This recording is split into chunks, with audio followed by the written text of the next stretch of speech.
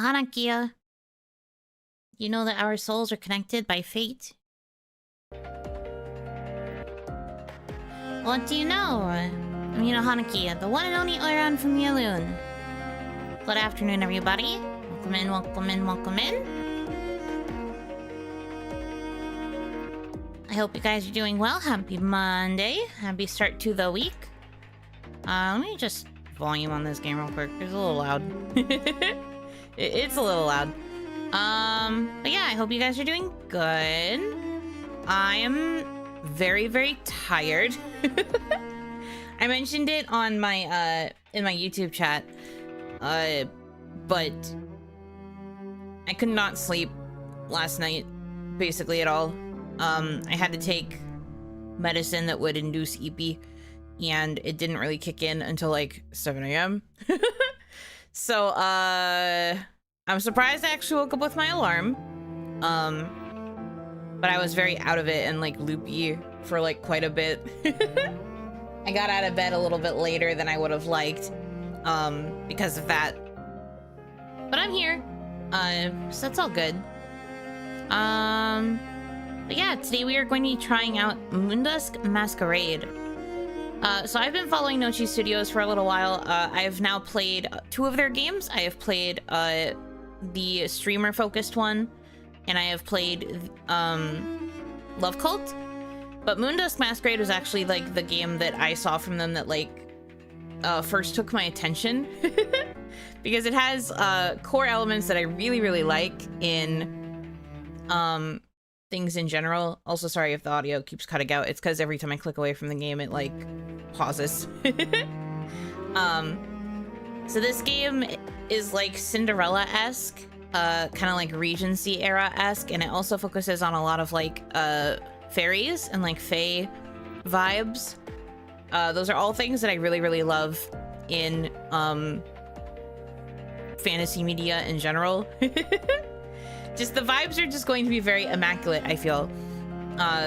Vibes that suit me very, very much. Yes, yes, yes, yes. So I'm looking forward to giving this a try. Core elements equals guy in the middle. No, I like all 3 of them. They're very pretty. So I was supposed to play this earlier originally, but they had to delay the release because they didn't initially get approved by Steam, so they had to delay it by a little bit. But it looks like everything is good now. The game should be releasing later today to the public. This is still like I guess like an early peek, but yeah.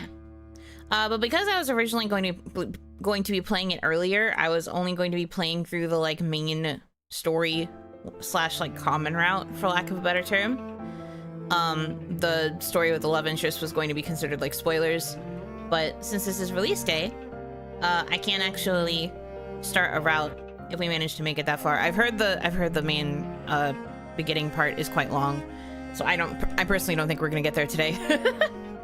But I've been so hyped for this one, so I'm excited to play, and I'm also excited to eventually be able to pursue a love interest and like play through it on stream with you guys. Very excited. But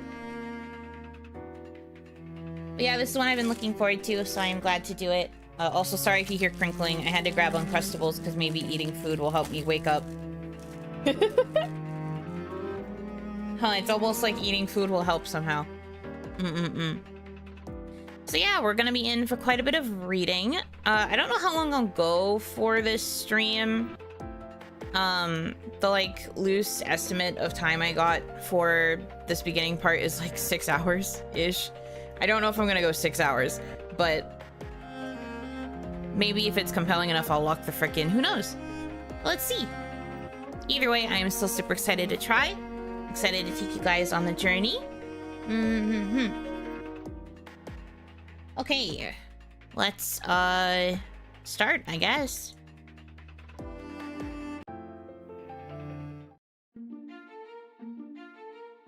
Lilika. Lilika's a pretty enough name. I'm fine with that. 12-hour stream, Pog. Are you for real? You really think I'm gonna do a 12-hour stream before my 48-hour endurance from hell tomorrow? You got me fucked up if you think that.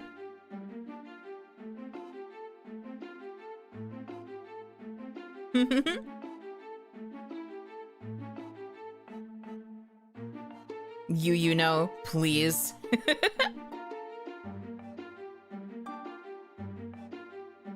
Once upon a time, the fair lunar lands of Celarune was where all of my favorite storybooks and fairy tales took place.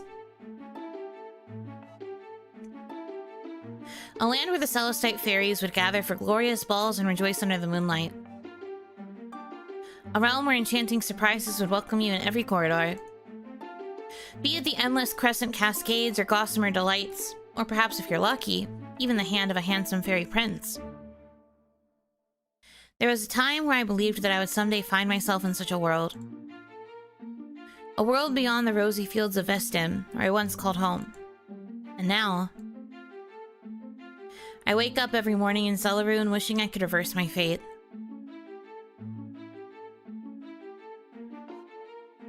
Lilica! Lilica, where are you? I can't find my other dancing slipper.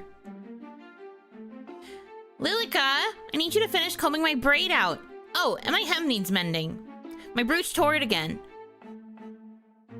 Lilica, where could you have possibly hidden that other bloody slipper? Didn't you hear me? You need to bring the needle and thread now. Lilica! Lilica! This is my life now. A life of servitude in the court of Moondusk. The fairies here say that I should be grateful for having been spared and taken in, instead of being banished back to Vestim after the Chromo Wars. It had all happened when I was just a child, with nowhere left to call home, and all because my fellow mortals had tried to conquer the forbidden realm of the lunar fairies. In the process, the mortals even led to the extinction of the umbral fairies. Needless to say, the fairies were the clear victor in that war. With their shrill voices and pattering across every room, I have no choice but to figure out which of my foster sisters to attend to first. Choosing either of them first is always going to be the wrong answer, but here goes nothing. I've brought the needle and thread, Briar. Which part of the hem needs mending? All of it, really. I never realized that you left it uneven, and I can't stop looking at it. Just look at that raw edge right here, see? No matter how many times I stare at that hem, all I see is my delicate needlework along a perfectly scalloped edge. So she's like a dressmaker or a seamstress? On top of, you know, the typical servant to the well, not stepsisters, I guess, foster sisters. Are we looking at the same spot? Because I don't see any... Well, of course you don't. You just don't want to take any responsibility for it. Huh. I knew I should have just pushed Monev the tailor take care of it. Why she insisted upon letting you put your grubby hands on it, I will never know. If only Lady Redora would stop clenching her purse as usual. But I've lived long enough with the Oberstaries to know that that'd be the real fairy tale. Honestly, the last thing I need is to be looking like I've been caught in the wind right when Prince Callan asked me to. By Cosmia's fate, Lilica! Clad in crinkled satin, Anemone comes crunching in and yanks me by the arm. Are you spellbound, or do you think you can simply get away by ignoring me? The carriage has already arrived and I still can't find my dancing slipper. What do you think Mother will do when she sees that I'm not wearing the diamond pair she bought for me to match my mask? Did you check under the bed? That's where the ruby slippers were last time. Well, You go check for me. I've already looked everywhere and I'm frazzled as it is. No, Lilica, you need to fix my hem. How about you wait until I find my slipper? How about you wait for once instead of always going first? How is that possible when it's always you who's... Darlings, please. The carriage is already here. You both best be making your way to it now. The last thing you want is for one of the Meadowberry sisters to steal the first dance with Prince Callan as usual. I'll be ready in a moment's breath. As will I, Mummy. I wouldn't dare let Lavender Meadowberry take my spot again. You'll still have to wait for the second spot once Callan asks me first, though. I will not! Darlings, carriage, now. Your father is waiting. As for you, Lilica. With a sharp breath, Lady Redora points at me. I know I should be afraid of what's to come, but surely it's nothing I've seen before from my so-called foster mother. That is, if she even cares to call herself that anymore. My dear, dear Lilica. Nothing bereaves me more than having to remind you what this evening means to this family, especially to your sisters. Our attendance to this masquerade ball is not only necessary, but also a duty to this court. I'll have you know that if one of your sisters does well for herself tonight, even you might come to reap some of the benefits. Perhaps then you wouldn't lament your lack of invitation, now would you? Well, you shouldn't even be upset at us for omitting you. The Moondusk Court has its traditions regarding certain species, especially since the war ended. So why not simply support your sister's prospects instead?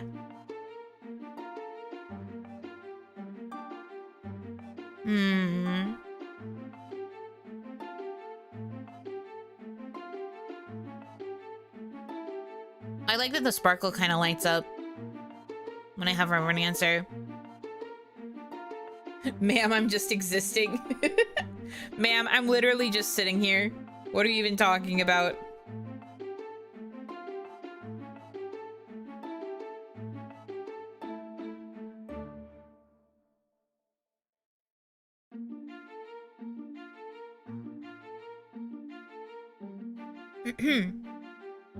Just a little Oni.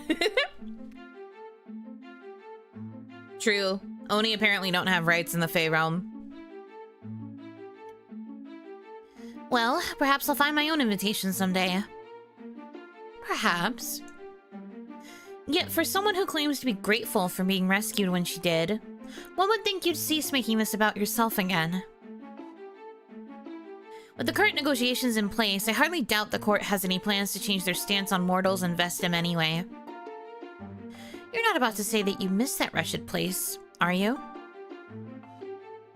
One would reasonably miss anywhere they once had pleasant memories in.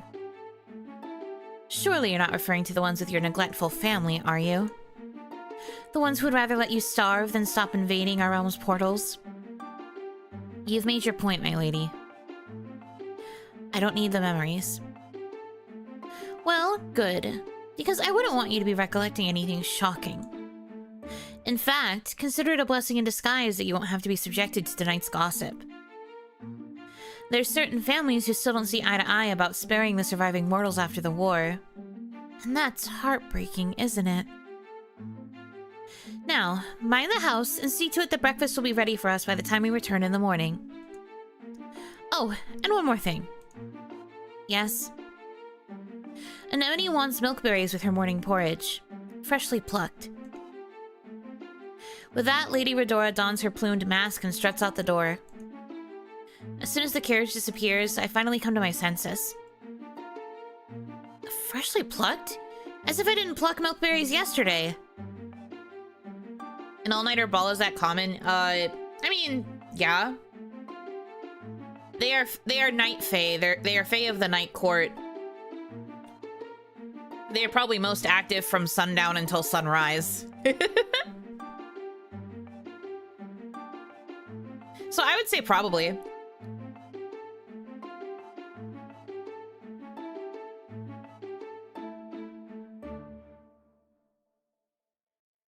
Holding my tongue, I pick up my basket and march straight to the garden. Milkberries. Why milkberries? Really hope this time I don't get stung again. I cautiously approach the capricious little sapling in the corner. It already seems to know why I'm back again. As always, it starts coiling into a spiral and shakes its bulb like a rattlesnake. Oh no, not today. Although if I'm being honest, you'd be the least venomous creature I've had to deal with this evening. Setting my basket aside, I kneel down to figure out my proper angle of attack. When it comes to celestial flora and fauna, the rule is to assume that everything is looking for the chance to outwit you. Or rather, to mainly outwit mortals. Let's see... I suppose I could try the calyx this time. The sapling is already shaking its head at me, but it knows I won't give in easily. As I reach in, I notice something sparkling from the moonstone blossoms nearby. Oh? What's happening over there? To the sapling's relief, I head towards the delicate light where a crystal envelope rests on the blossom's luminary petals. It's an envelope of some kind? But for who? I can't tell what it's made of, but the paper keeps catching the moonlight just like the blossoms. Do you think it's because the paper itself is made of moonlight? Honestly, I'm not quite sure. Oh? I stop at once, but I don't see anyone else in the garden. Where did that voice come from just now? From the messenger, of course. Down here, Lilica? Down by the door? No, down here, right beside you. The largest moonstone blossom unravels its leaf on my hand. They said I'd find you here to deliver your invitation, and I believe I just did. My invitation? To where? To the Moondusk Masquerade ball, of course. Didn't anybody tell you that it's tonight? I keep waiting for someone to come out of the bushes, but there's no one here but me and one very loquacious flower. I take it this is your first time to the ball, Lilica? They say tonight is going to be a special one, perhaps even fortuitous. Prince Callan is expected to choose at least 3 potential suitors to dance with. That's 3 dances! 3 chances to lose yourself in those midnight eyes. Those brooding eyes, you mean?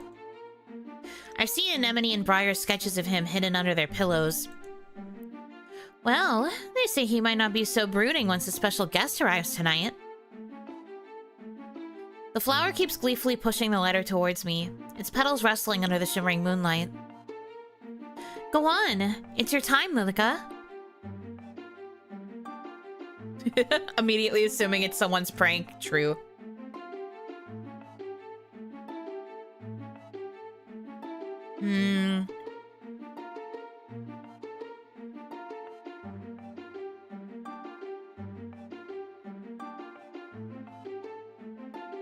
Holding the letter, I glare out into the garden.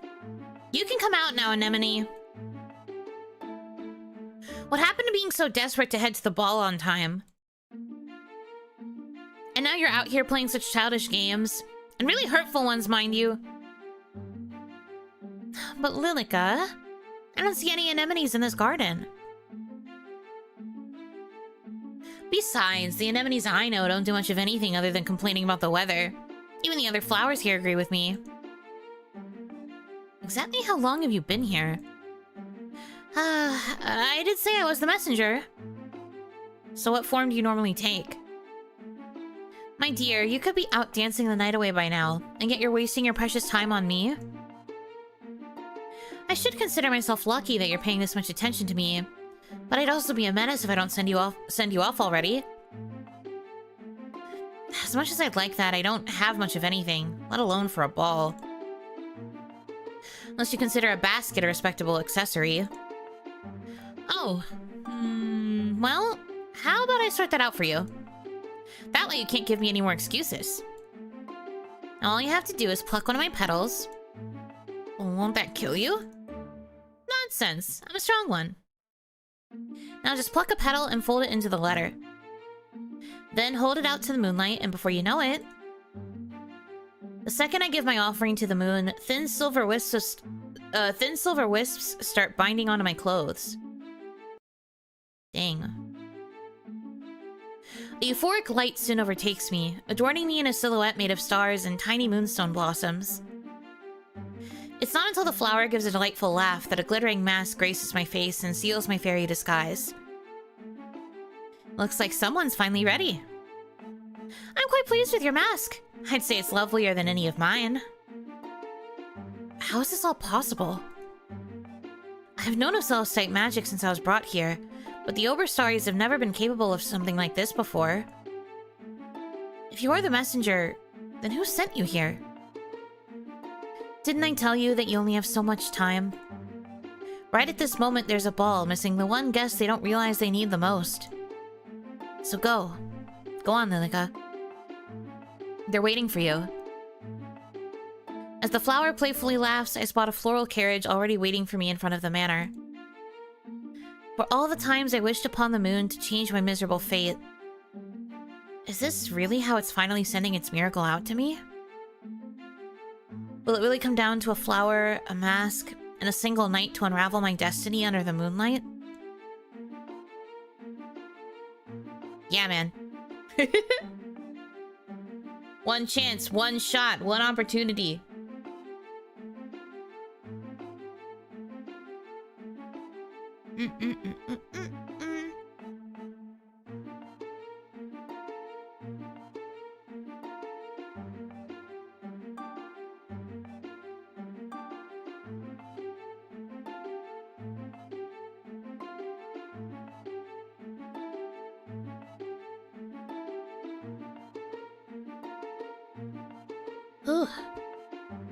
Sorry, once again, eating Uncrustables.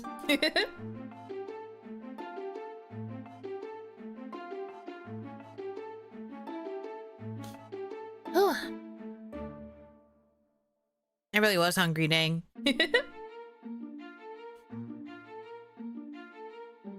Even before the carriage comes to a stop, the first glimpse ahead of the decadent spires of Australios leave me speechless.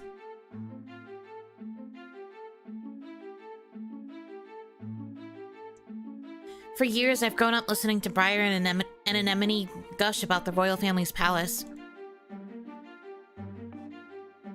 Eventually, the topic would always lead back to Prince Callan's enormous assets, although they'd often bicker about which ones. But now that I'm finally here, I'm realizing that their tales pale in comparison to the majesty before me. I step out of the carriage as masked guests show their invitations to the guards at the door. Not taking chances, I wait until they're busy with another family for me to glide past them and head for the silver stairs inside. At once, I'm welcomed into a world of twinkling gowns and heaven-whisked masks. Their glorious facades bear no hint of class, nor sensibilities even, for that matter. As I can barely tell whether the boisterous mothers who are pushing their offspring to go fill their dancing cards are either peasants or nobles. I'm starting to see a pattern between the Oberstars and the other noble families of this court. However, they're still considered tiers away from the highest class in attendance tonight. I make the mistake of turning around right as a guard spots me from the staircase. Oh no. Surely he knows. Despite my fairy disguise, I don't waste time searching past the crowd for a corner to hide. The guard picks up his pace, refusing to lose sight of me. You there, in the silver. Where's your invitation? We can't let you in without a... Argento? What has the court told you about scaring our special guests? Guest? Is she yours then, O wise Alstromeria? Yes, absolutely. Well, go on and return to your post then. With her regal cape swishing behind her, the masked magician gracefully offers me her arm. Woman? Woman spotted? Woman? Hey. Hey now. Hell yeah. Androgynous women! I love androgynous women. I don't know if you knew that. I don't know if you could tell. I love them. Come along. I've been wondering when you'd arrive. I was even starting to get a little worried if you'd lost your way. You've been expecting me? Well, it appears that you're my guest now, aren't you? As the Grandia Stella of this court, I was indeed told that I could invite whomever I desired. Funny how that works, isn't it? Chuckling to herself, Alstromeria sneaks a glance at Argento. Once the guard finally turns away, she drapes some of her cape down my back as we walk together. It's always so amusing when he knows he has to give up. As you see, there's nothing fearsome about Argento. You simply have to give him your most affirmative voice, and he'll assume anything you say has come from His Majesty's orders. Or mine. It's amusing watching the expression he makes. Although yours is quite a sight as well. Why so surprised, my dearest guest?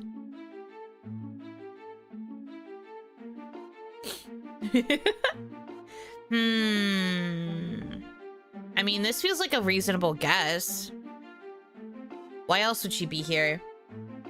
And, like, rescuing us?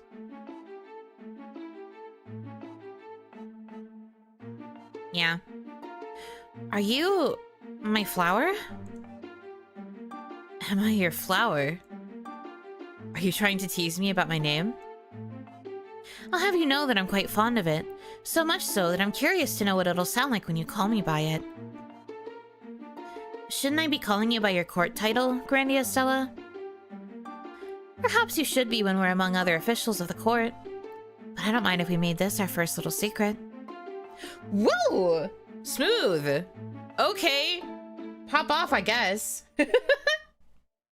Dang, alright. Or, if you find my name to be a bit too long for your taste, why not call me Maria for short? Although if you were trying to tease me just now, then I should point out that if I'm the one who picked you out of tonight's celestial bouquet, doesn't this instead make you my flower? Well then, we should make haste. I'm sure that Callan will appreciate the introduction. Wait, you don't mean the Prince Callan, do you? Well, of course. There's only one Callan in this region, and he's currently off in a corner severely lacking in stimulation. Somebody needs to get that prince to see the light, and I decree that it should be you. Am I dreaming? I couldn't possibly have heard Maria say that I'm going to be the one to save his knight. As we cross deeper into the crowd of masked fairies, my world only becomes more surreal. Surely this must all be one feverish dream. Otherwise, how am I supposed to believe that Prince Callan will spare me a greeting tonight, let alone a conversation? And then what? Will he suddenly get down on one knee and propose to a mortal maid before this judgmental court? I can't help but wonder if the Oberstars would set this up for their own cruel amusement. While offering smiles to the other guests, Maria soon leads me to a corner swathed in silk curtains and marble pillars. My eyes first wander to the kingly fairy masked in gold, and his ethereal queen as a servant offers them each a chalice. And brooding beside them in the midnight cloak is... That's really Prince Callan? Now I'm certain that this is a dream. Why only a dream? A magician's senses never lie, and I've never been wrong when it comes to reading between the lines. Before we go any further, Maria gracefully takes it upon herself to straighten my outfit. All you need to know about addressing His Majesty is one simple rule. You must never assume that you'll have the last word. Well, when it comes to Callan, however, perhaps you could tempt his mood a little. What'll make you tempt fate? Well, I don't mind a little temptation every now and then, but being the kind of fairy I am is both a blessing and a curse. As a magician blessed by the flower clock in the heavens, I know too much to ever be surprised, and too little to ever be wholly satisfied. Then again... Maria gently brushes a stray lock of my hair back and thumbs at my earring until it catches the light. I ought to be telling you to set your sights on someone grander, but that smile might turn me a little selfish someday. My god, I'm fanning my face. Miss Alstromeria. Hello? Flushy? She's laying it on so thick.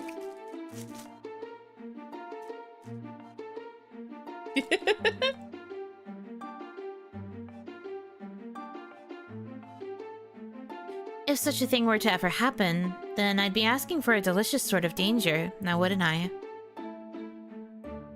Maria finishes off by gently repositioning the pearls that are hanging off my mask. There! Now you look perfect. Perfect for whatever destiny awaits you. With a wave of Maria's hand, the servants welcome us into the private royal circle. I want to trust Maria that this isn't a dream, but how can someone explain being in King Kalis and Queen Kalmien's presence like this? I'm well aware that not just anyone is able to meet them.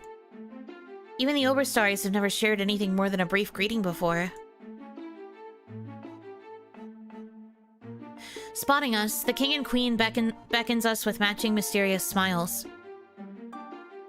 There you are, Maria. We were just wondering where you'd run off to this time. Don't you see that she's brought a guest? A lovely one, as it seems. You always seem to have a good eye for the best dressed of the night, my dear. All but Callan share a chuckle as he leans against the pillar. Imagine to my surprise when I found out that our beautiful guest is also an absolute delight. As a matter of fact, I believe our guest here might have a thing or two in common with a certain son of yours. Ah, did you hear that, my son? Maria has found you a good conversationalist. Doesn't that inspire any ideas? You've yet to offer any dances tonight.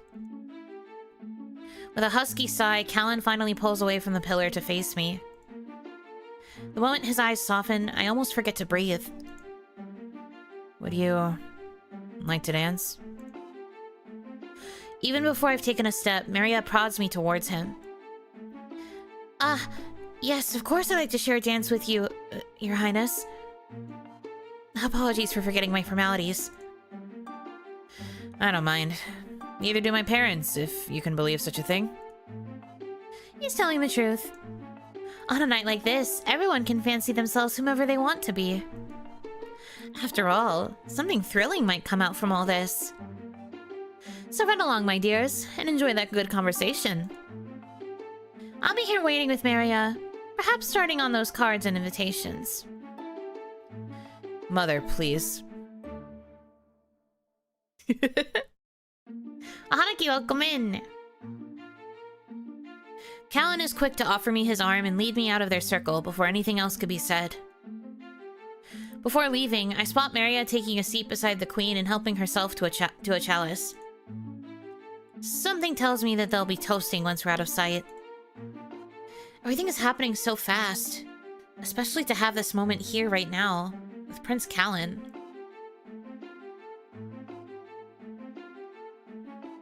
Ooh, these backgrounds are so pretty, by the way. Although I may be biased because it's a lot of moonlight and blues and purples. Me, whenever there's an purple flower. Hell yeah.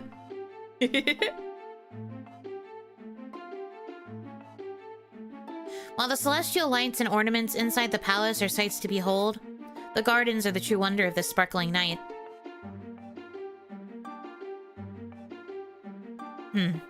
We should be safe here from wandering eyes for now. Or rather, my mother's. And perhaps Maria, although she's not at all like the rest of us. How so, Your Highness? Some of us wear our masks for one night only. Others wear theirs all the time. They might as well be etched into their faces. However, I doubt this is the conversation you've been waiting to have with me all night. Besides... Callan offers me his hand. I promised you a dance, didn't I? Reaching forth, I let Callan guide me into a slow waltz under the flower arches. So, you're a friend of Maria's, are you? Is that all I'm going to wind up knowing about you tonight? Well, what more would you like to know? How about the fact that I can tell you've never danced with another before? Since you've started, you've been hesitating on letting me lead. Don't tell me that this is really your first time. What would you say if it was, Your Highness? If it is, then I'd say you have more courage than I do in that aspect. In spite of the many lessons my parents have put me through, I don't think I can dance half as well as what my dance partners claim. The only thing I'm grateful about from all those lessons is that it means I can teach you. Now, let me be the one to lead. He's so commanding, but there's a softness in him that's coming through. And no matter what he says, he seems to be a skilled dancer. What would have to be to guide me into such a spin? See what happens when you let me lead? Although I should admit, you have a keen sense of timing. Maybe better than I do. You don't have to flatter me, Your Highness. I'm well aware that I have much to learn about dancing and this court in general. So that's why I haven't seen you before. Tell me, are you from the Sunbloom Court then? Or are you from Sarenville? Couldn't that be something I share with you another day?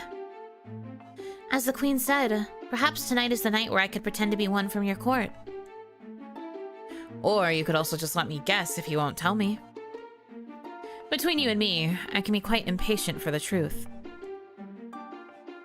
Is that all you're impatient for, Your Highness? Callan stops our waltz. The Lunarian roses have stopped rustling around us, as if waiting to listen for his next words.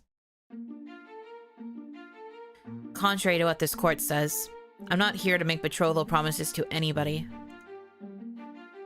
What else was I expecting him to say? Even I know they'd be asking for too much too fast. Since the war, it seems like everyone's been waiting for some new beacon of hope or change. But instead of asking me of my plans to protect this court, they'd rather ask me about who I'm going to marry. What if marriage has always been the last thing on my mind? Honestly, true. A lot of times the princes are just kind of like, they don't really care one way or the other about the whole betrothal thing. And then they just kind of accidentally fall in love. It's rarer to see the prince archetype in a Cinderella story who just doesn't care about marriage, like, openly. Like, he's just straight up like, bro, I do not give a fuck. I do not give a shit. So it's kind of a refreshing change, I would say.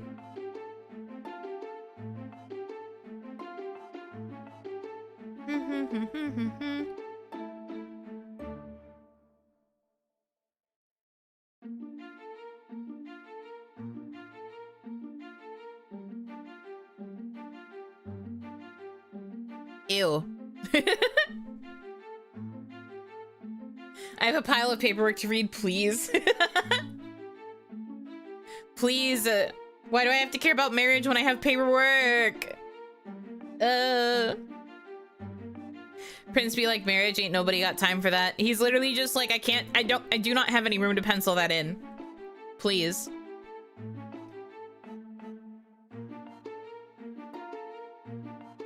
And he is real for that. Oh? But don't you want to know how it feels to fall in love? Now I'm curious to know which court you're really from. Most monarchs have rarely been brought together by love rather than by power. Marry a good secretary or assistant, true.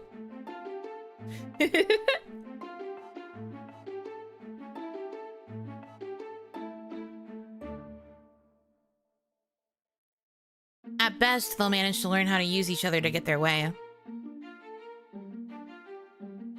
Now that's one thing that makes us no different even from mortals. That's two things that mortals have in common with Celestites, then. Despite what they say, they still believe in the importance of love. Is that what you really think? Well, don't you think that every creature should experience love at least once in their lifetime? Perhaps if more creatures could ever experience such a wondrous thing, they'd realize the real magic they're capable of. Does this mean that you've experienced such a feeling already? With someone else? I told myself earlier that I wouldn't ask for your name. But if I can't get your name tonight, what else can you give me instead? Will you at least tell me why you feel so familiar and yet realms apart from me? Perhaps it's because we've both been looking for something new to believe in. Something to tell us that there's a better path ahead. Otherwise, will either of us ever be satisfied with staying as prisoners of our own lives? Who are you? Prince Callan's fingers tilt me to him before gently brushing up to my mask. I can feel his fingers latching onto my mask, ready to peel it away from me. A part of me wants to stop him, but the other half of me wants to know if this is the moment that will change everything. Suddenly, a dark aura soars into the night skies and shrouds the moon into an eclipse. At once, Callan pulls me into his grasp as we watch a dark mist sprawl towards the castle spires. Stay close to me. I didn't think the beast would come tonight. The beast? The penumbral beast. Back when the mortals of Vestim tried to return through the Estradia portal after seizing our magic, their souls were caught in limbo, then torn apart from them. Those shadows up there are all that remain, and so the beast waits for nights like these to wreak its havoc upon the castle. Only the castle? If we don't stop it, it could very well try to attack the villages next. I suspect my parents and the guests have noticed it by now. At the first chance we have, we should start the incantations ourselves, and then I'll take you back into the ballroom myself. What incantations? How... do you not know your elemental rights? As Callan looks at me, Maria comes rushing out the doors with the king and queen in tow. Soon, masked fairies come out from all sides of the castle. The penumbral beast has returned. Callan, my son, you must lead the rites. Summon the knights as well, especially Lear. He should assist you. Why Lear? I'm already going to commence the rites myself. I'll be finished by the time he joins, if he even does. We have plenty of other guests should we need them to help us craft a shield. With the other Celestites rushing into the garden, I'm beginning to lose sight of Callan. One by one, they're quick to reveal their majestic wings and summon the moonlight at their fingertips. I realize that it's only a matter of time before Callan expects me to summon a light that I can't possess. While not all fairies have as strong of an affinity for the moon as Celestites, they can all still make contact with it. Only mortals can't, no matter how hard we wish or try. Surely once this creature is gone, Callan will want an explanation from me. If he doesn't, then there's no doubt that the king and queen will have a punishment ready for me for not participating in the rites. Callan is so far away from me now as he leads the knights and guests in conjuring an oral shield over the castle. Somewhere in the crowd, Maria must be using her powers too. I want nothing more than to go back to Maria, just to say goodbye before disappearing. All of a sudden, a gloved hand pulls me and drags me away from sight. Ah! Stop! Let go of me! And what? Let you ruin your precious disguise? I can tell you've put a lot of effort into it, but it's not enough to get past me. Whomever you bartered with is clearly skilled in the finest of magic. Realizing we're far away from everyone, I take a good look at him as he calmly smooths out his cloak. That brooch on your belt, is that a royal seal? By God, Snow. It's the seal of an honorary guest of the court. I'm no prince, but I'll surely be your knight. I'm suddenly recalling the king's words to Callan. Are you... Sir Lear? Or wait, you can't be if he's out helping Prince Callan. Oh, I will help him shortly. I just have something far more pressing to attend to than the usual phantasm of the night. Callan did say that this penumbral beast has been invading often. Is that why you come all this way to the Moondusk court? If you keep asking the wrong questions, you're only going to reveal your secret. As it is, you haven't been doing a decent job at hiding your mortal aura from me. What more do you know about me? Not quite enough to satisfy my curiosity yet. And for what I'm gazing upon right now, I've caught quite the lovely enigma in my grasp. Aren't you an enigma yourself? I might be, but I don't intend on keeping it that way for very long between us. Although you ought to thank me now. Had you stayed any longer dangling at the prince's side, you would have given yourself away. To begin with, what kind of fairy would not know their own rights? And most importantly, do you really believe that a beauty like you can show up and claim to be from another court so easily? Was he listening to my conversation with Callan earlier? Perhaps it might take the prince some time to figure it out. Maria, on the other hand, that one you'd better watch out for. She knows too much, even when she says she doesn't know anything. And now here we are. My beautiful enigma.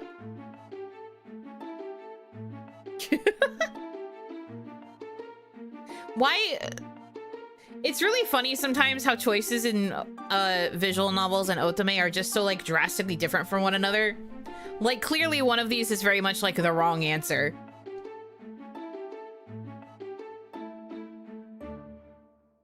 Sometimes they're so similar it hurts, other times they are like dramatic opposites.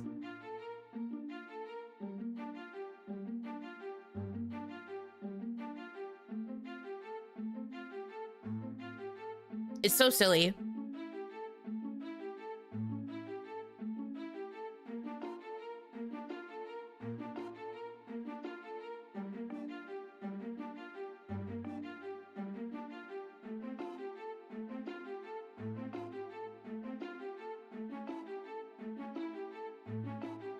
Say hello versus punch them in the face.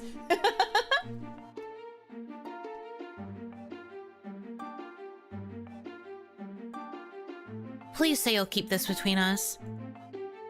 Ah, so you don't want your dearest prince and magician knowing what I know, do you? That does make me wonder if there's more to your little secret. That's rather exciting the more I think about it. A secret between us. One that binds us together like chains. So does this mean you will keep this a secret? Well, that depends on a few things. The first being if you'll tell me how you managed to find your way through the Estradia portal. With a sigh, Lear brings my hand to his lips and peers at me in fascination. That portal's been sealed for longer than you've likely been alive, making you even more of an interesting enigma. If you're talking about mortals, then aren't there plenty left who couldn't return after the war? Where have you been hiding all this time to believe such a thing?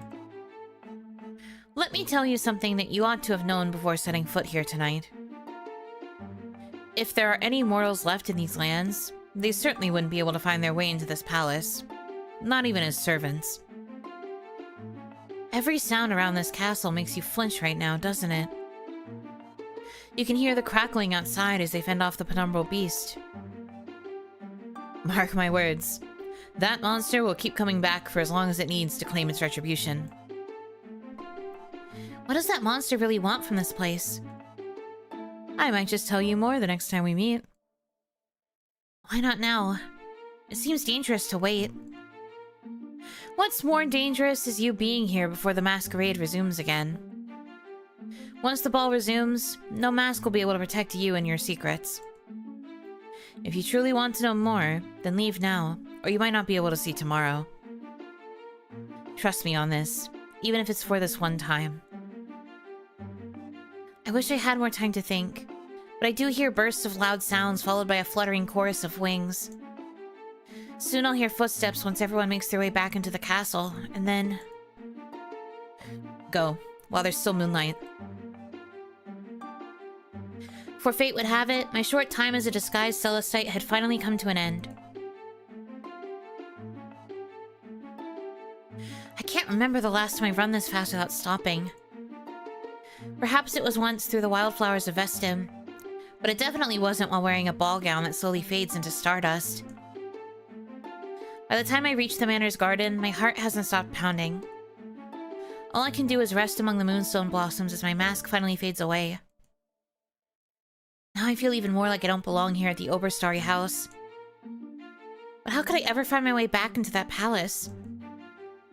Back to a place where the magician welcomes me into her circle, or where the roguish knight would rather tease me than slay the beast? Or back to a place where the prince is resisting his deepest desires to fall in love? After knowing such a place exists, how is one supposed to return to this mundane life of a maid? My girl's just like, I had a taste of what it's like to be part of the Regency era, and I need more. Not that I can say I blame her. The intrigues of the court can sometimes be quite fun.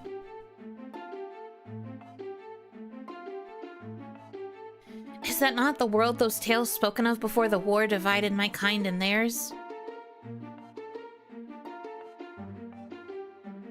so true, bestie. She's got a taste of the good life. She's like, they expect me to just go back to being poor? That's crazy. More enrichment than she's ever had in her enclosure? Stop! Why are you saying it like that? Enclosure. Taking in the night wind, I hear a soft rustling nearby. I look down to the Lunarian rose below and see another crystal envelope. Another letter? Opening it, my heart starts to beat fast again.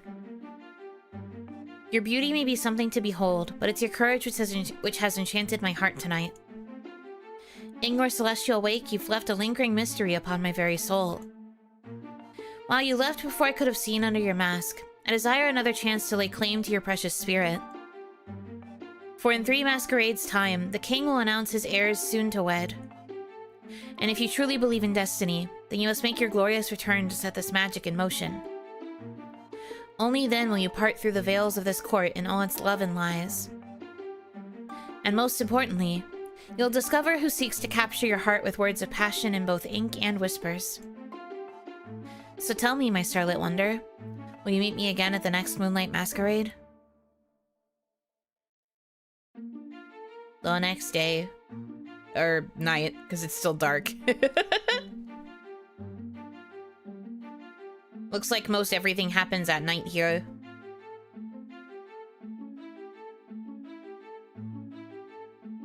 As I predicted.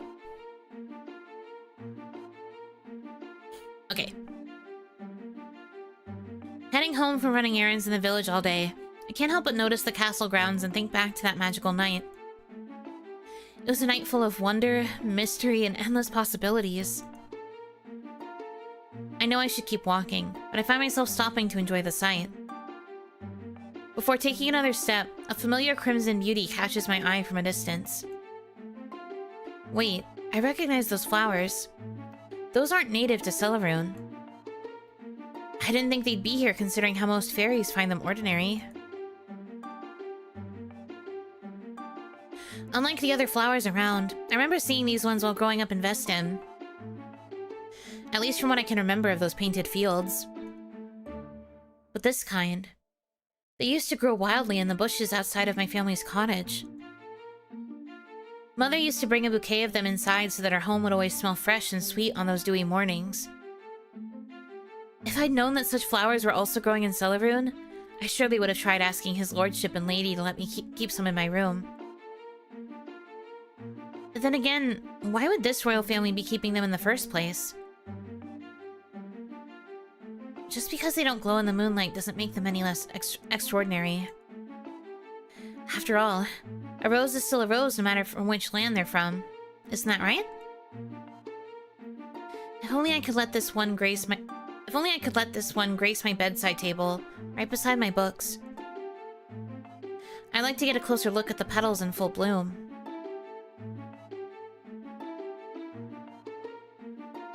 Interesting. I mean, clearly there's got to be a point to them having the roses. My only guess is like something proof of human conquest? Mortal conquest? They wouldn't have spent that much time having her wax poetic over the roses if they weren't going to be important later. They will be a helpful tool to assist us later. Or something. Even if someone notices me, how would they know if I'm not supposed to be here? Most of them don't know that I was among them that fateful night. They wouldn't understand what this rose could mean for someone like me, especially since they've made it clear that I don't belong here. I reach down, searching for the most beautiful rose. Do I take this one? Or this one? Or shall I take this one with the... Just as I'm about to claim the most velvety rose, a deep voice rumbles from behind me. You'll be taking none of them. I clutch my basket. In a swift move, Prince Callan catches me by the hand and raises it high between us. Please, your highness, wait. Wait for what? For you to steal what's mine? At least let me explain. Ah! No, you listen to me. As Callan yanks me towards him, I land on his chest with a thud. Both of these answers suck. Girl, keep your cover. What do you think, guys? Should we choose Upid A or Upid B? Girl. Immediate thirst. Not even just the fact that it's thirsty, but the other option is like immediately blowing her cover.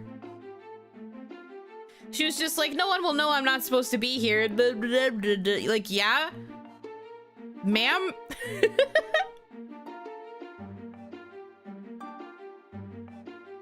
Both these answers suck so bad. All right, whatever. I'm gonna choose this one because it's funny. Ugh. Thank goodness you're at least warm. Warm?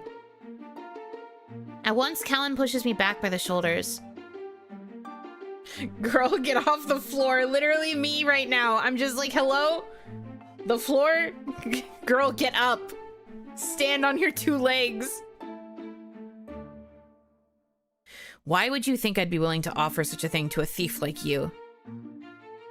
I simply wasn't expecting your touch to be so warm for someone trying to be so cold. Once my words dawn on him, Callan completely releases me from his grasp. As much trouble as I may be in right now, those seconds I just spent in his arms might be worth the punishment. When else would I ever get a chance like this? She ain't got no legs. Literally, though. Do you seriously think this is all a game? This is far from a social call, you know. I do know, but... Wait, come here. Before I can ask, Callan gruffly pulls me out of the shadows until the moonlight casts upon my face. You're... Yes? For a moment, his eyes seem to recognize me before they flash back to their familiar coldness. You're... not who I thought you were. I suppose you can't be anybody else but a thief anyway. A thief out to steal my roses and my embrace, apparently. You might as well include wanting to steal glances from you, Your Highness. Huh. I have no time for silly games. None of this changes my mind about you. If I were who you thought I was, would you be saying the same thing? I can assure you that the person I thought you were would have known better than to cross into my territory. Who do you serve, anyway? I know you just came from the village markets. I was on my way back to the Oberstari house, Your Highness. Must be a new one, then. I don't remember seeing you there the last time I paid a visit to Lord Olathorn, though it's been a while since I've been ordered to. Considering I've served his family for a while now, I was likely there, perhaps tending to the rooms upstairs. Unless you were privately invited last time by one of his daughters? Absolutely not. I don't call upon just anybody. Damn, she went from being thirsty to calling this man a harlot. A private invitation from the daughters? My gosh, okay. Maybe she does have legs. She found them.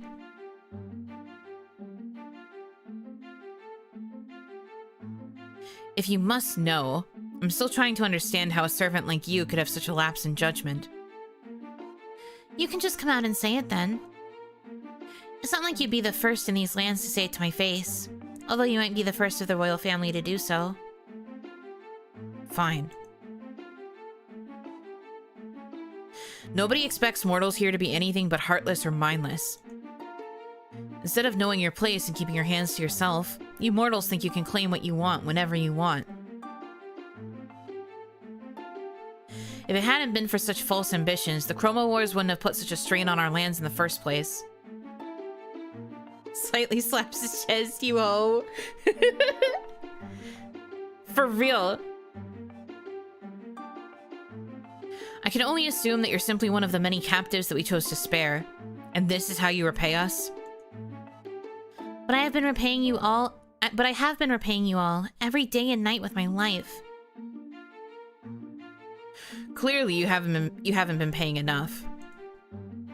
Then perhaps I'm simply guilty of the same passion you seem to share for your roses, Your Highness. Would you really consider such feelings a crime? Before he can answer, we both hear the sound of footsteps marching in the distance. The guards have probably caught wind of my trespassing. It's either that or the prince's parents can't stand losing sight of him for a minute. They're likely checking the southern courtyard first. Then they'll start coming this way. Do you think you're fast enough to escape them? Unless you let me go, then I'd have no other choice but to find out. So, will there ever be a scenario where you'll accept the consequences of trespassing? Considering your temper, I believe I have received my punishment already. That said, I would do this all over again for a chance at a rose that reminds me of my homeland. As I prepare to turn around and plan my escape, Callan doesn't waste time yanking me towards him again. Where do you think you're going? We aren't finished here. What is it going to take to keep you away from what's mine?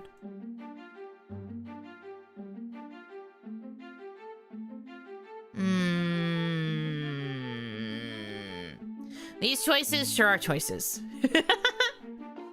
I don't think I could stay away from your roses. You could give me what I truly want. You could give me a taste of your mercy. Herm.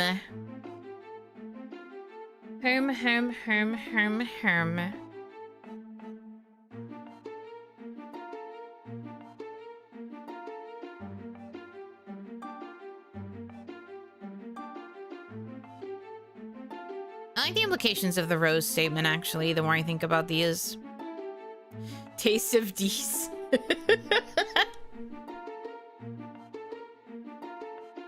With all due respect, Your Highness, I don't think I could stay away from your roses. You dare to be this brazen? If you're going to punish me anyway, then I might as well be. I shouldn't be hiding my fondness for your roses any longer, Your Highness. My roses will never be yours. If you're wondering if I'll find any joy in punishing you, then you should know that I only find your actions disappointing. While I can't fault you for appreciating my roses, my heart lacks sympathy for those who cannot respect my boundaries. If my father chooses to take your case in his hands, you must know that I lack the power to stop him. Until you find your match and take the throne, that is. With the footsteps growing louder, Callan stops in his tracks. Get behind me, now. But Your Highness, didn't you just say... Get behind me, now! The guards are sprinting this way, desperate to find their intruder. Just before they emerge from the mist, Callan presses me to his back with a hand tight on mine. There you are, Your Highness. Have you spotted them yet? Seen who? Someone has trespassed the gardens. We suspect they must still be nearby. Is there a chance that it was all just some town scoundrel or a careless peasant like last time? As it is, they're always playing games and tossing sticks into my rose garden. Peasants or not, we should still be keeping an eye out, Your Highness. We don't want the villagers thinking that these grounds are public, much less for any mortals to be getting any ideas. I wonder if it's too late for that. What was that, Your Highness? Nothing. Nothing that would aid your efforts, I suppose. These two are so hot and cold. You're hot and you're cold. You're yes and you're no. Yeah. No, I agree. They have been, rather back and forth.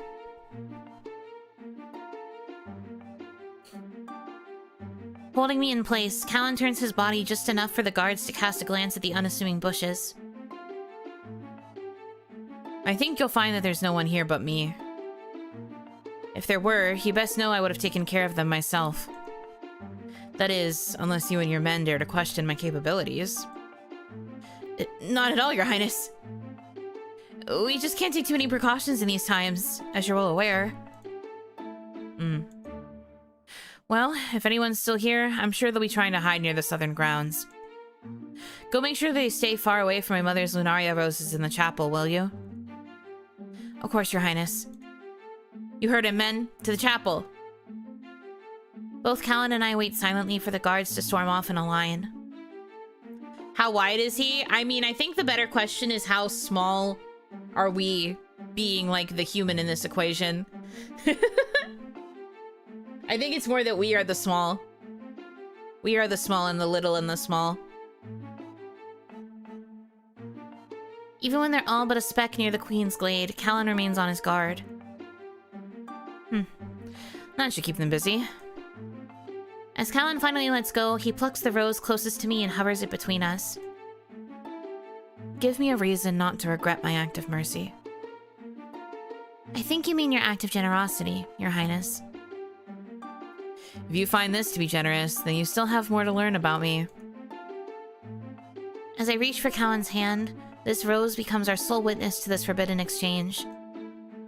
For a moment, I wait for him to pull the rose away, but he instead lets the rose fall onto my apron. I finally have my rose. But it isn't yours. No matter what you do, this rose can never be truly yours, because it will always be mine. Just like every other rose in this garden. After arriving home, a letter arrives for me. Ah shit, hello. While the mortals may say that our fortunes must have smiled upon us that very night, those blessed by the moon know which celestial forces are truly at work to bring you here to me. I can only imagine how long you've been gazing upon this world, as if these crystal doors would never open for you. But fear not, for I will not only be the one to open them, but I will be there at the gate to offer you my hand. Why spend time describing the majesties I could show you once I take you on this flight? We can discover them together, one clue at a time.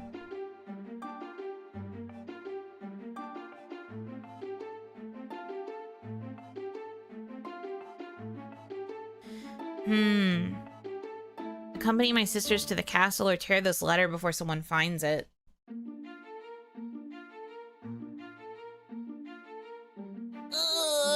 Interesting. I don't know.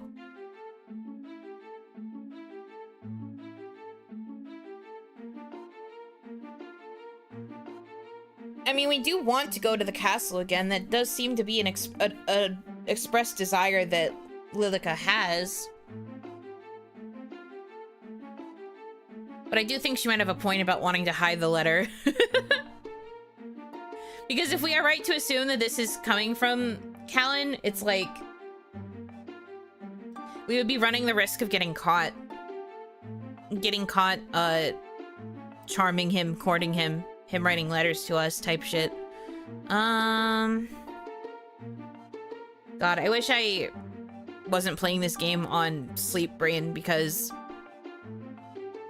Sleep Brain no think well. Brain no think good. Brain ouchie owie.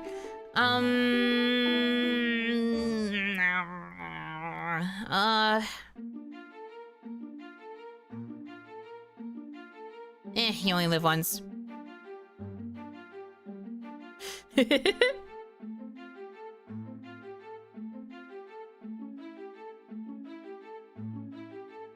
Okay.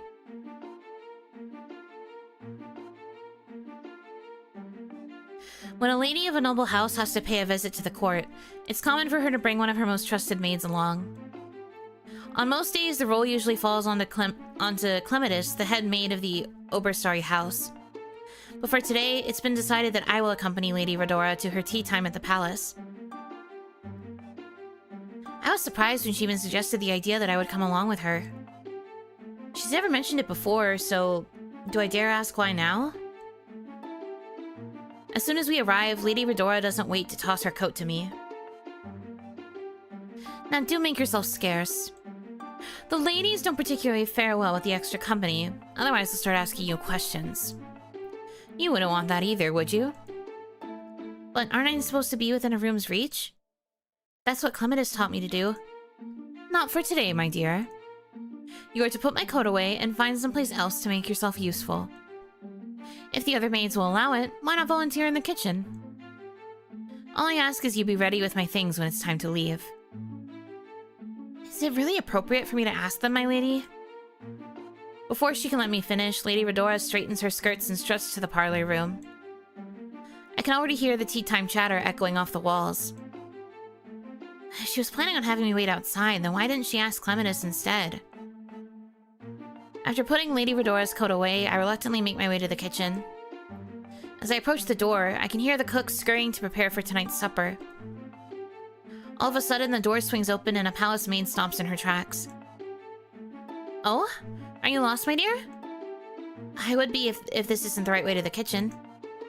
Well, then you come to the right place, but, I know exactly where her eyes have gone. Oh, I see now. No ears, no wings, no aura. This lady literally just said you have no aura. You have not been aura farming. In fact, you cannot aura farm, for you are immortal.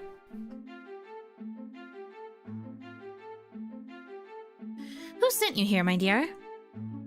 Lady Redora of Oberstari. She's having tea with the other ladies, so she suggested that I could... Say no more. I can fetch you a proper apron in the meantime. You wait right here. If anyone asks, tell them Apora has you now. I listen at the door as Apora heads back inside to rummage through some cabinets. It's not long before she hands me a crisp white apron with gold trimmings. You wouldn't be the first one they've sent over to us, although it's usually under other circumstances. That said, doesn't Lady Redora have other maids at her disposal? At least one she could openly keep beside her during tea time. It seems peculiar that she'd let you accompany her in public unless she had no other option. Or, wait, have the Oberstaris fallen into hard times? Is that it? Let me get that apron for you first, and then you can tell me all about it. I'll be sure to reward you with a little news of the prince as well. Apora! Can I borrow your maid? Precisely this one? Oh? Since when do you need a maid, oh wise Grandia Stella? I thought that's what you had an apprentice for, and a librarian. Well, I changed my mind for today, and I happen to like this one. I could offer you either Ariadne or Ari, but I don't think either of them would be up for serving tea if they're forced to hold their tongues the entire time. So, can I borrow her? Well, of course, but... I can't deny that I was becoming delighted at the prospect of a new maid. Then again, she isn't mine to begin with. Well, perhaps we should conspire to steal her away from her captors, shouldn't we? Oh, if only we could be so bold. These two are both just like women.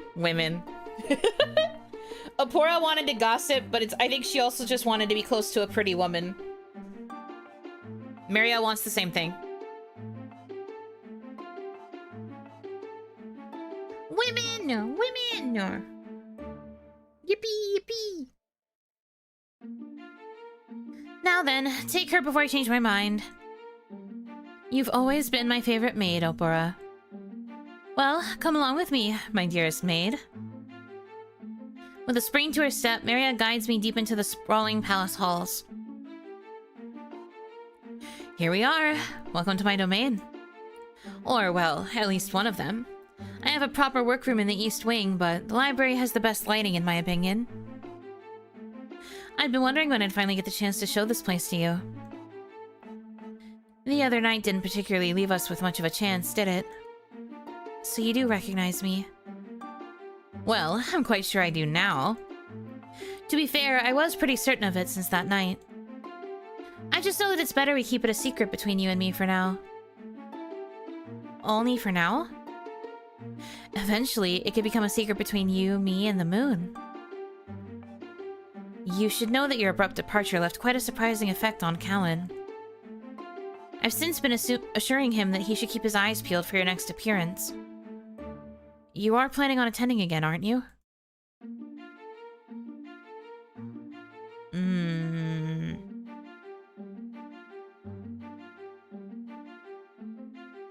Kind of be flirty.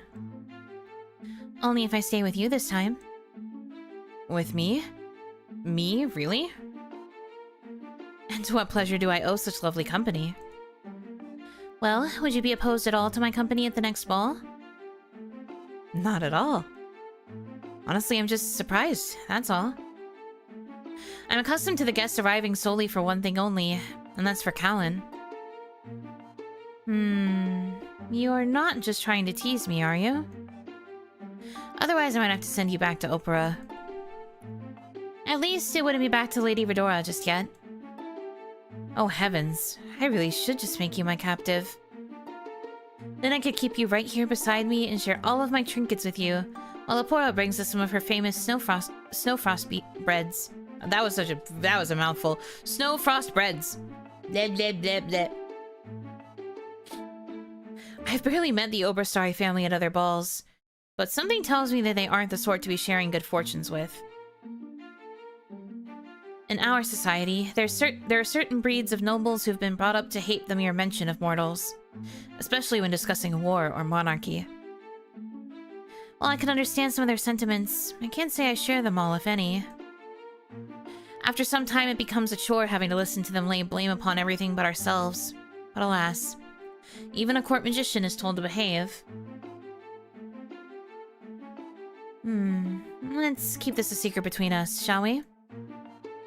With the way things are in this court, I doubt the king and queen's tastes in suitors for their son will ever improve.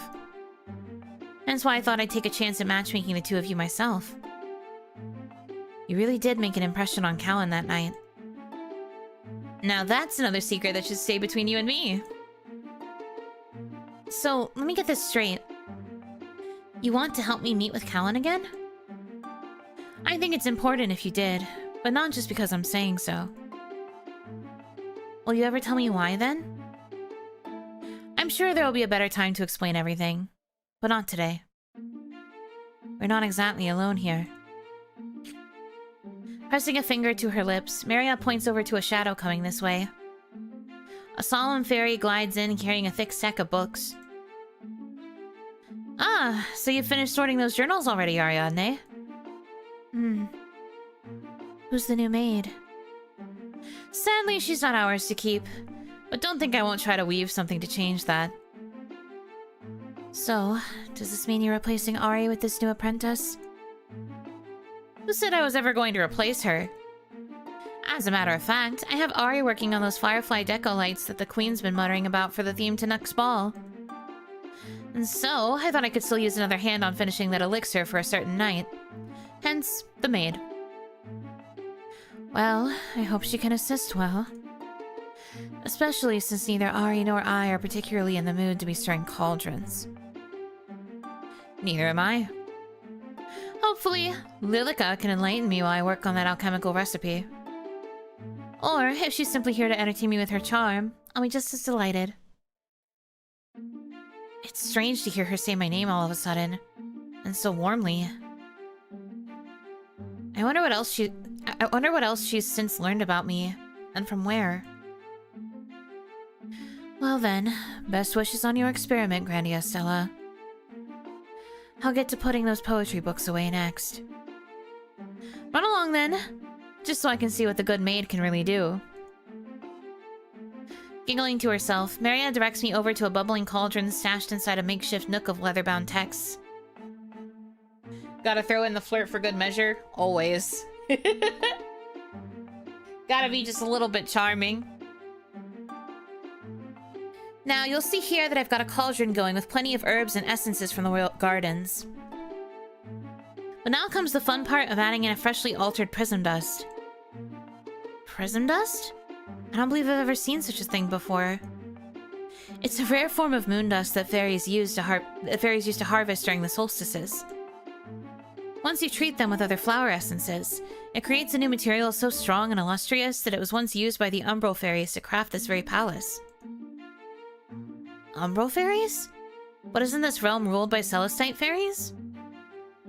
Well, here's a little history lesson for you. As you know, there's different species of fairies across the three main courts of Celarune. The dominant species of the Sunbloom Court are Helian fairies, the lovers of the sun.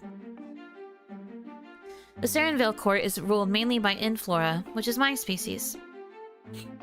We revolve ourselves around the stars and any flowers which respond to their celestial positions. Lastly, in the Moondusk Court, there were once two competing species of lunar fairies. The Umbrals and the Celestites. Before the war, the Umbral fairies used to rule in this very palace. Palace. I love talking.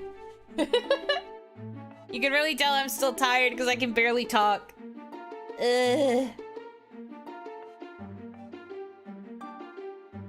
However, according to Celestite historians, when the mortals of Vestim infiltrated through our portal, the Umbrals were the first to be attacked. In the aftermath, they went extinct, leaving the Celestites to start a new rule upon the land. Since then, certain things like harvesting prism dust have become a sort of lost art. But then, how do you know how to make some?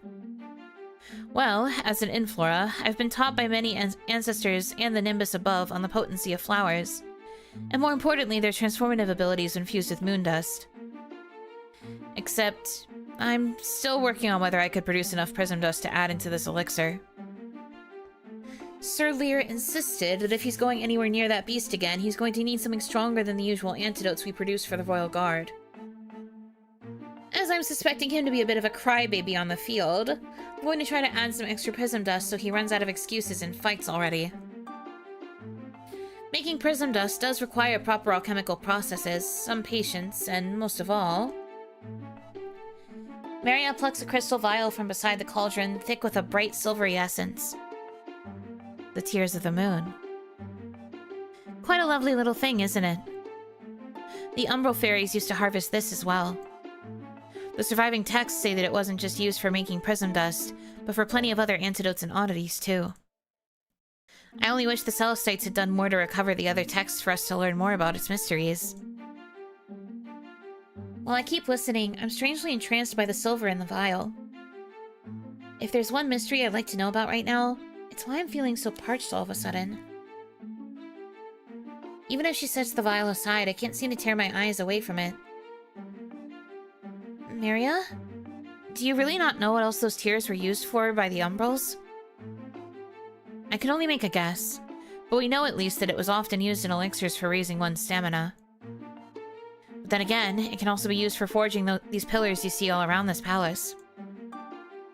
And do the texts not say anything about how it tastes?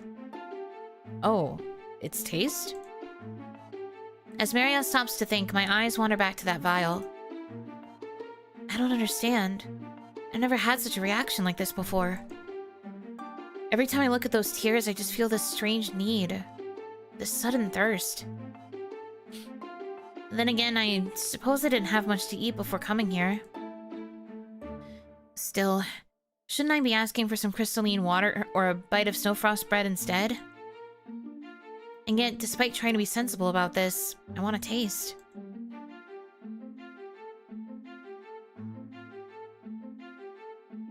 Well, I'm not gonna take the dang vial.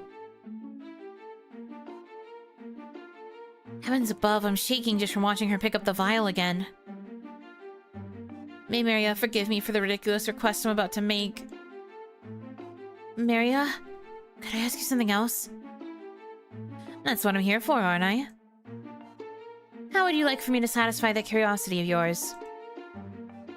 Could I try a taste of those tears? Oh no. She stopped stirring the cauldron. That has to be bad, isn't it? Oh? You do? Does it really look that appetizing to you?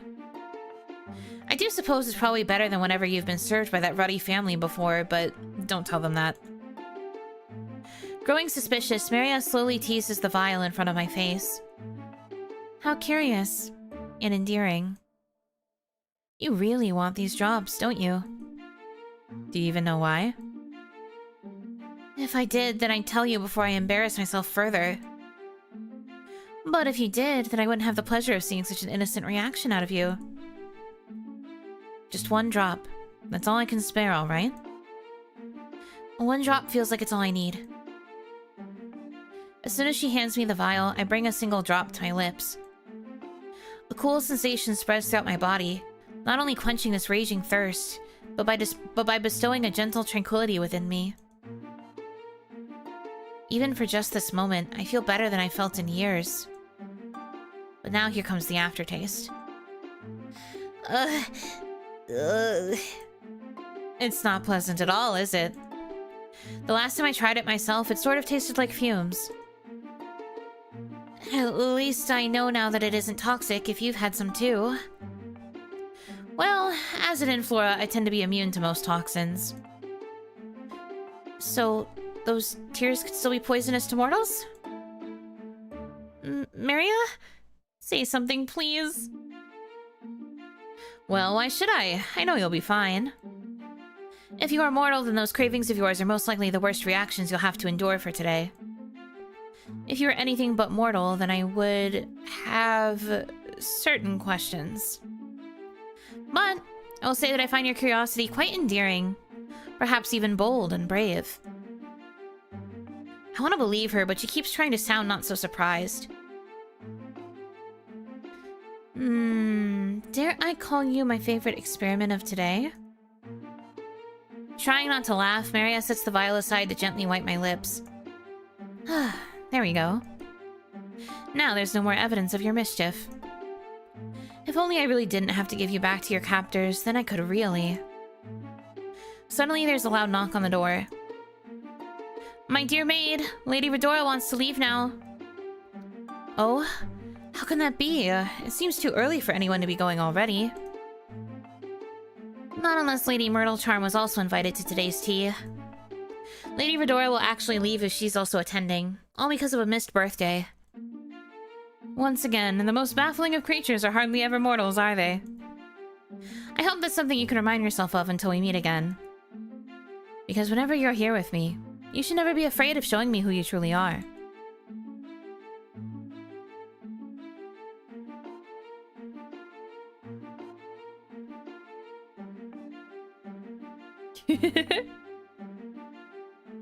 They say the most beautiful flowers in Celarune are the ones that grow precisely after rainfall. With the rain comes the rainbow, and when it makes contact with even the slightest bit of moondust and falls upon the lands, it can restore our nature into its fullest glory. Have you ever seen such a phenomenon before? One that can make the midnight blossoms bloom and blush so brightly? To see such wonder, one must follow a hidden cobblestone path that's not only been blessed by the moonlight, but by your delicate ray of sunshine. If you get to see such a wondrous thing, may I be the first to take you there?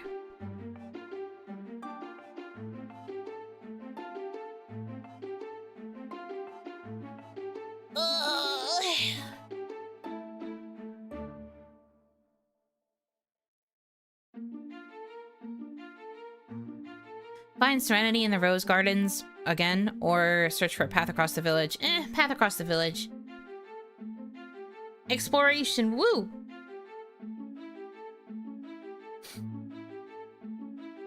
I only have so much time today to collect my sister's dresses from the tailors before heading straight home for their fittings.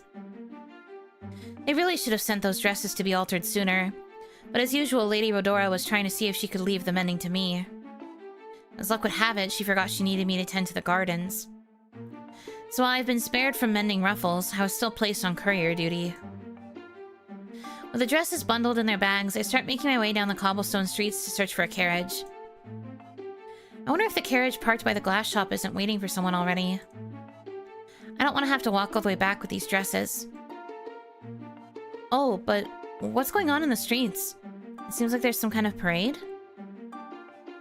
The townsfolk stop in their tracks as a brigade of knights march in formation through the streets. Their mighty captain leans with her head held high and her hands tight on the hilt of her vermilion blade. I wonder why the king's knights are here. Does that mean that Lear is also with them? Row by row I try to search for him, but he's nowhere in sight.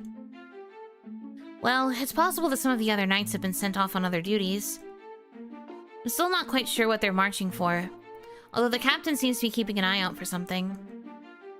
Could they be patrolling the area for the penumbral beast?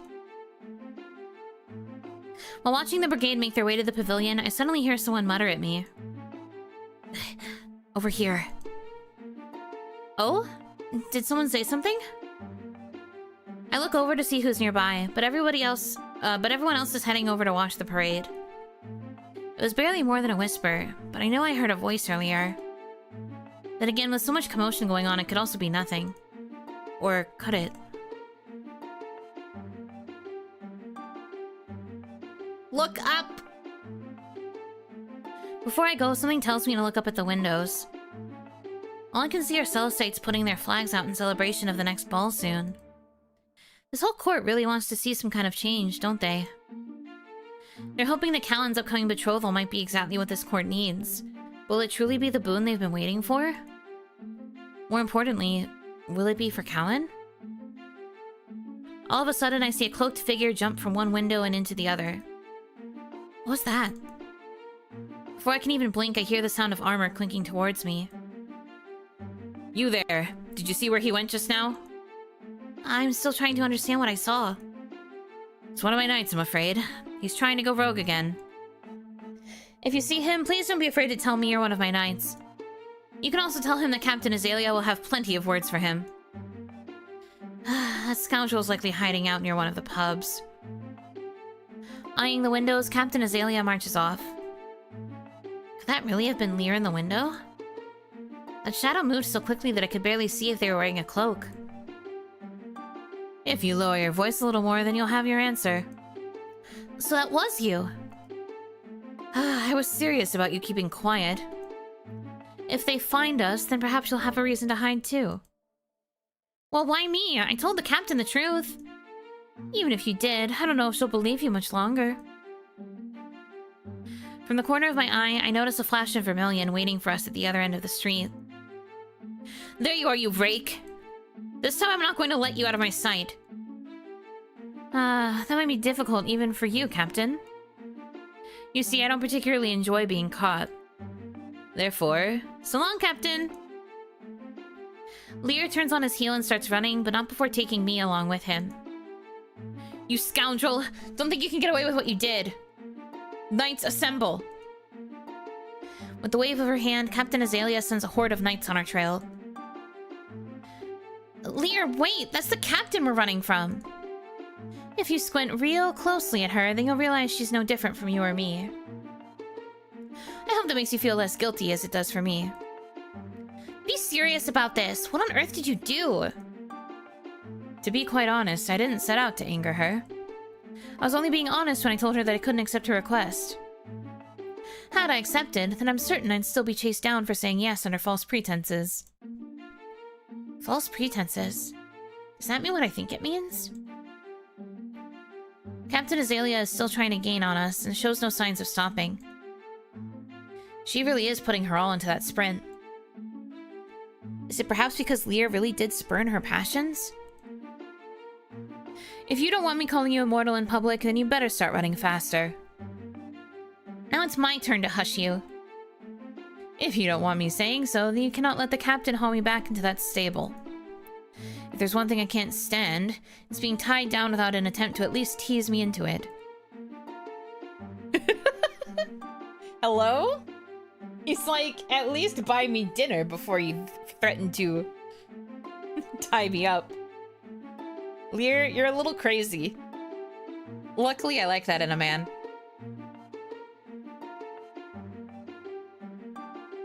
So was the captain really going to tie you up in the stable? If she had it her way, then I wouldn't doubt it for 1 second. All because I said I wouldn't entertain her whims, yet she dares to call it my royal duty to the court to appease her. If I do so much as slow down, dare I imagine what will become of my fate?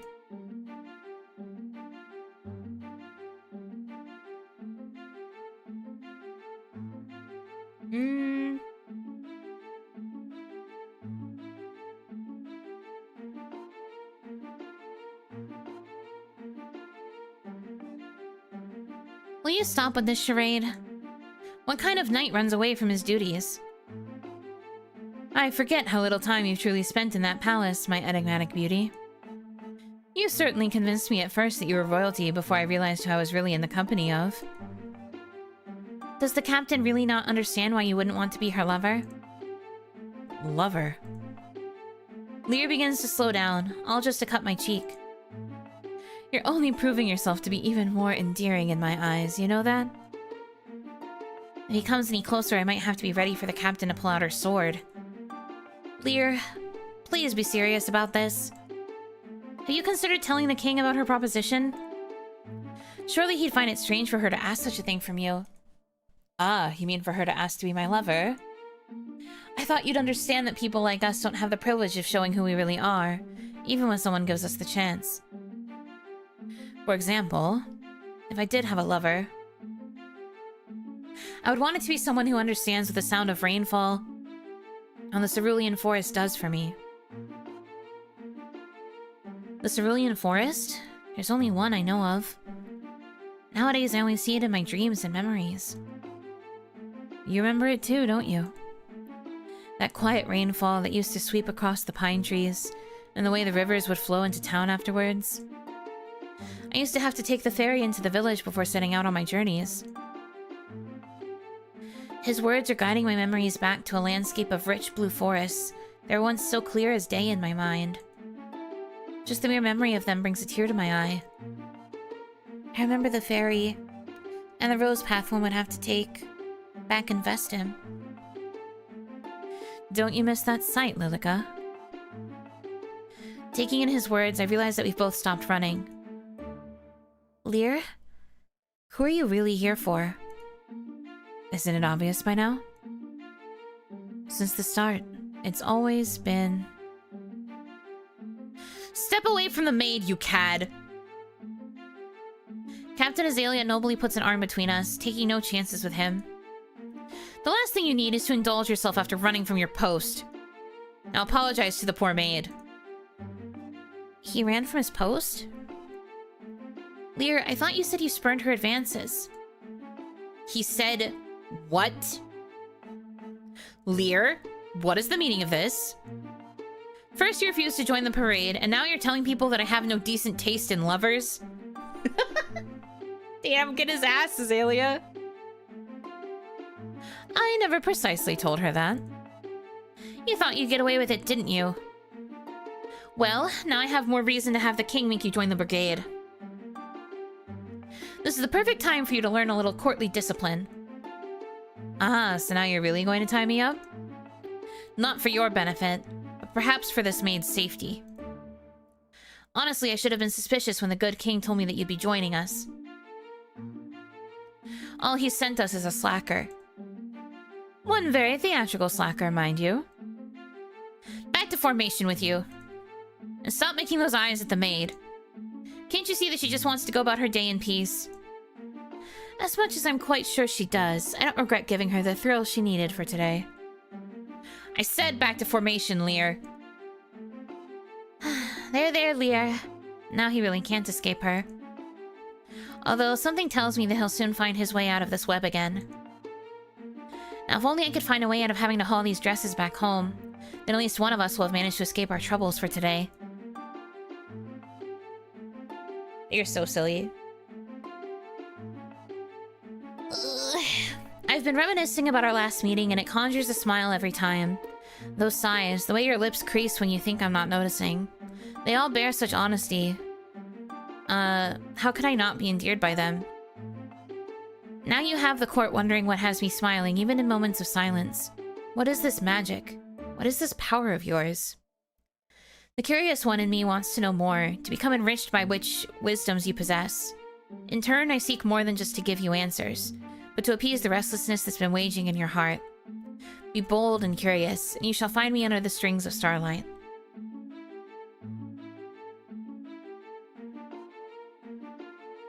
Oy.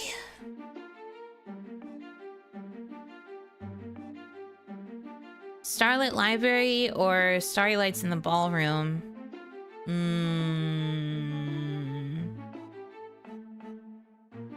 Both seem like fun options. It's hard to say.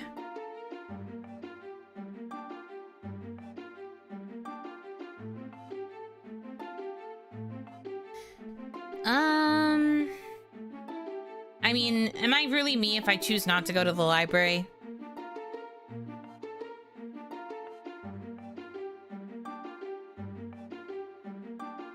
I've been letting the moon guide me to you, but I now sense a change in our cosmic paths. I thought we understood each other, and someday could ever come to a point where the serene silence between us would alone speak for our hearts. Perhaps I believed that we held a connection stronger than what the stars dictated. Now I know that sentiment might only rest in my reveries. As such, I'll set you free from my words, along with a shard of my broken spirits.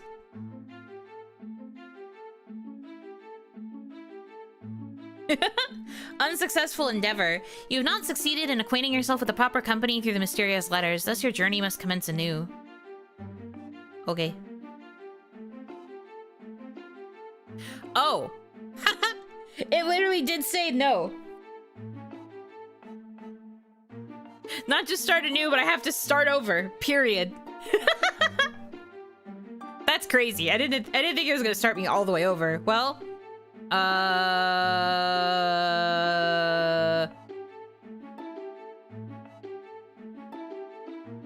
get time looped. That's crazy. Well,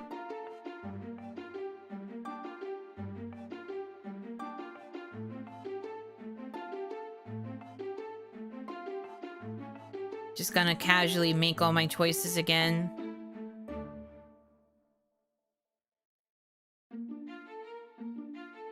Don't mind me. I guess I have to choose the other option. What the freak?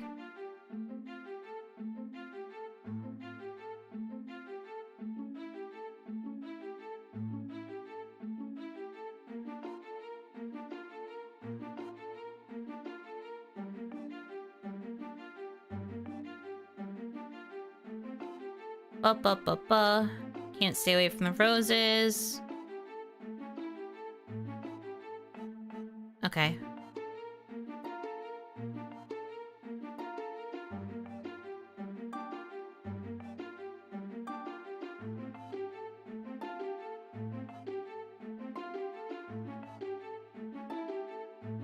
Accompany sisters to the castle. Oh, okay, yeah, so the events are still random-ish. Only if I stay with you. Ask for a taste.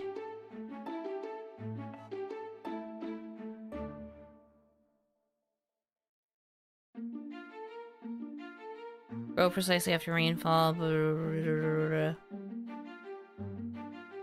Path across the village.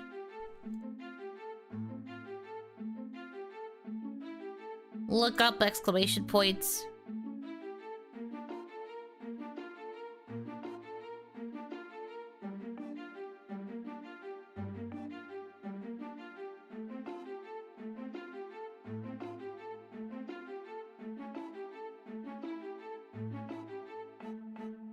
Yeah, okay, so it's gonna force me. It's like, go to the ballroom. Go to the ballroom, idiot. I wanted to choose the library. Whatever, fine.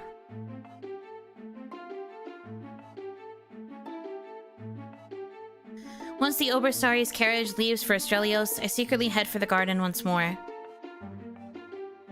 While I've been receiving letters lately, this flower hasn't said a word to me since that night. Nonetheless, those letters insist that I go to the next masquerade that's happening tonight. Should I dare risk it again? As if reading my mind, the moonstone blossom begins to unfurl its delicate petals, welcoming a pocket of moonlight from above. And that's when I see it. Another letter. It's like, stop trying to read books and go socialize. I know, it punished me! It punished you for wanting to go read book. So what does this flower have in store for me this time? As tonight's theme celebrates the hunter and the hunted, you must enter this masquerade assuming the role which aligns with your passion and quest for answers. Do you fancy yourself the hunter, who seeks to possess all in its wake for pride and satisfaction? Or will you be the hunted, who embraces today's thrills even if it may be their last? As I know all and see all, I believe there's no better match for a prince than a suitor whose heart embodies both roles. So no matter whether you believe you're only destined to assume one of these roles in your lifetime, tonight you'll become both the huntress and the crystal swan. My heart is already pounding and I haven't even finished this letter. Take the quill you've been using to pen your tenderest words and offer it to the blossoms blessed by the moon. In the stillness of this garden, I search deep within my apron pockets for my only quill. I wonder if I'll get the quill back as I gently rest it on the blossom. Its petals slowly begin to enclose around it. The moon swirls above, shining upon the flower as it swallows the quill and finally begins to glow. This transformation is just like before, only this time I'm surrounded by feathers. Crystal feathers, like tiny mirrors staring deeply into my soul. Blessed by the moonlight, I become a vision of ethereal feathers and trains of opal silk. My mask is encrusted with starlight, matching the silver circlet adorning my head. The huntress and the swan, all in one disguise to help me seek answers and try to change my destiny.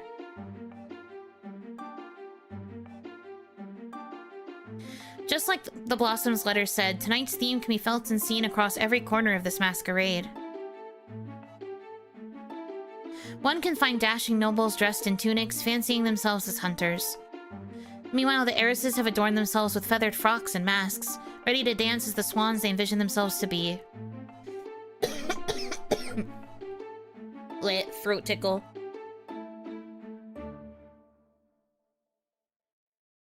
It's a lot of reading, so I'm not surprised. Together, these swans have set their eyes on the one hunter who has no intention of hunting any of them tonight. I see that Prince Callan is back in his corner where I met him at the last ball. I can only wonder how the Queen must be handling his stone-faced disposition as he keeps his distance from the festivities. Even then, this doesn't seem to be keeping any of the other swans from waiting for him.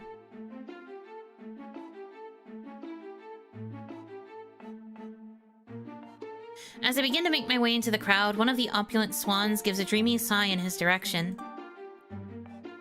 When do you all think he'll be coming this way? The Queen did say that he's supposed to be selecting some of his favorite swans to dance with later tonight, or maybe even to call upon tomorrow. I'm late. What I missed? Did we kiss anyone yet? It's just a lot of flirting and courtship. We have not kissed anyone yet. We are establishing, the dynamics between her and all of the potential love interests so far.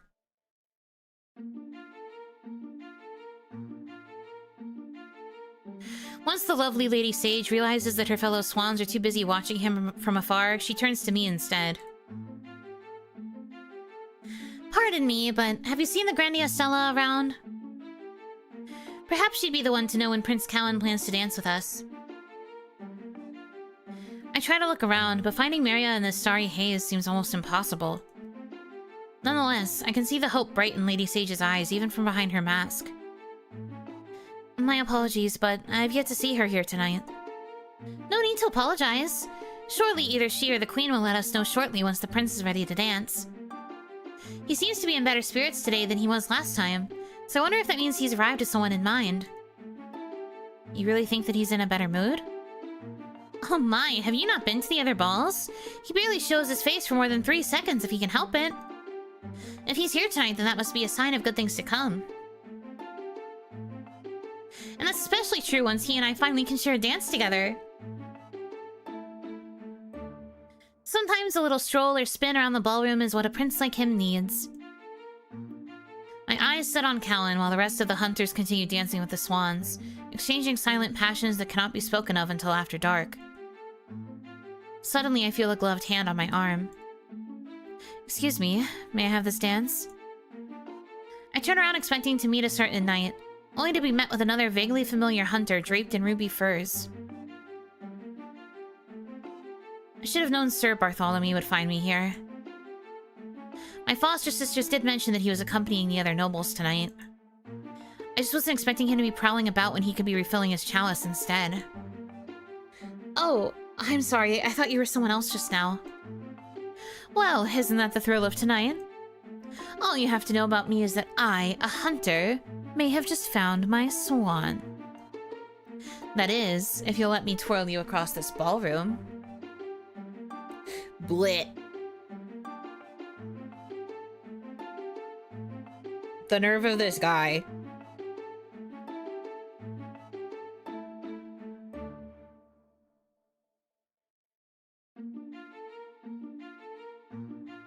Somehow I forgot that this is what happens when you come to a ball like this. I hesitate for a moment, searching for a way to escape. She's like, how quickly can I get out of Dodge? I would like to escape, please. Escape. Where is Maria tonight? She was so insistent on wanting me to come back here, but what about now? And what about Lear? With no other choice, I turned to Bartholomew.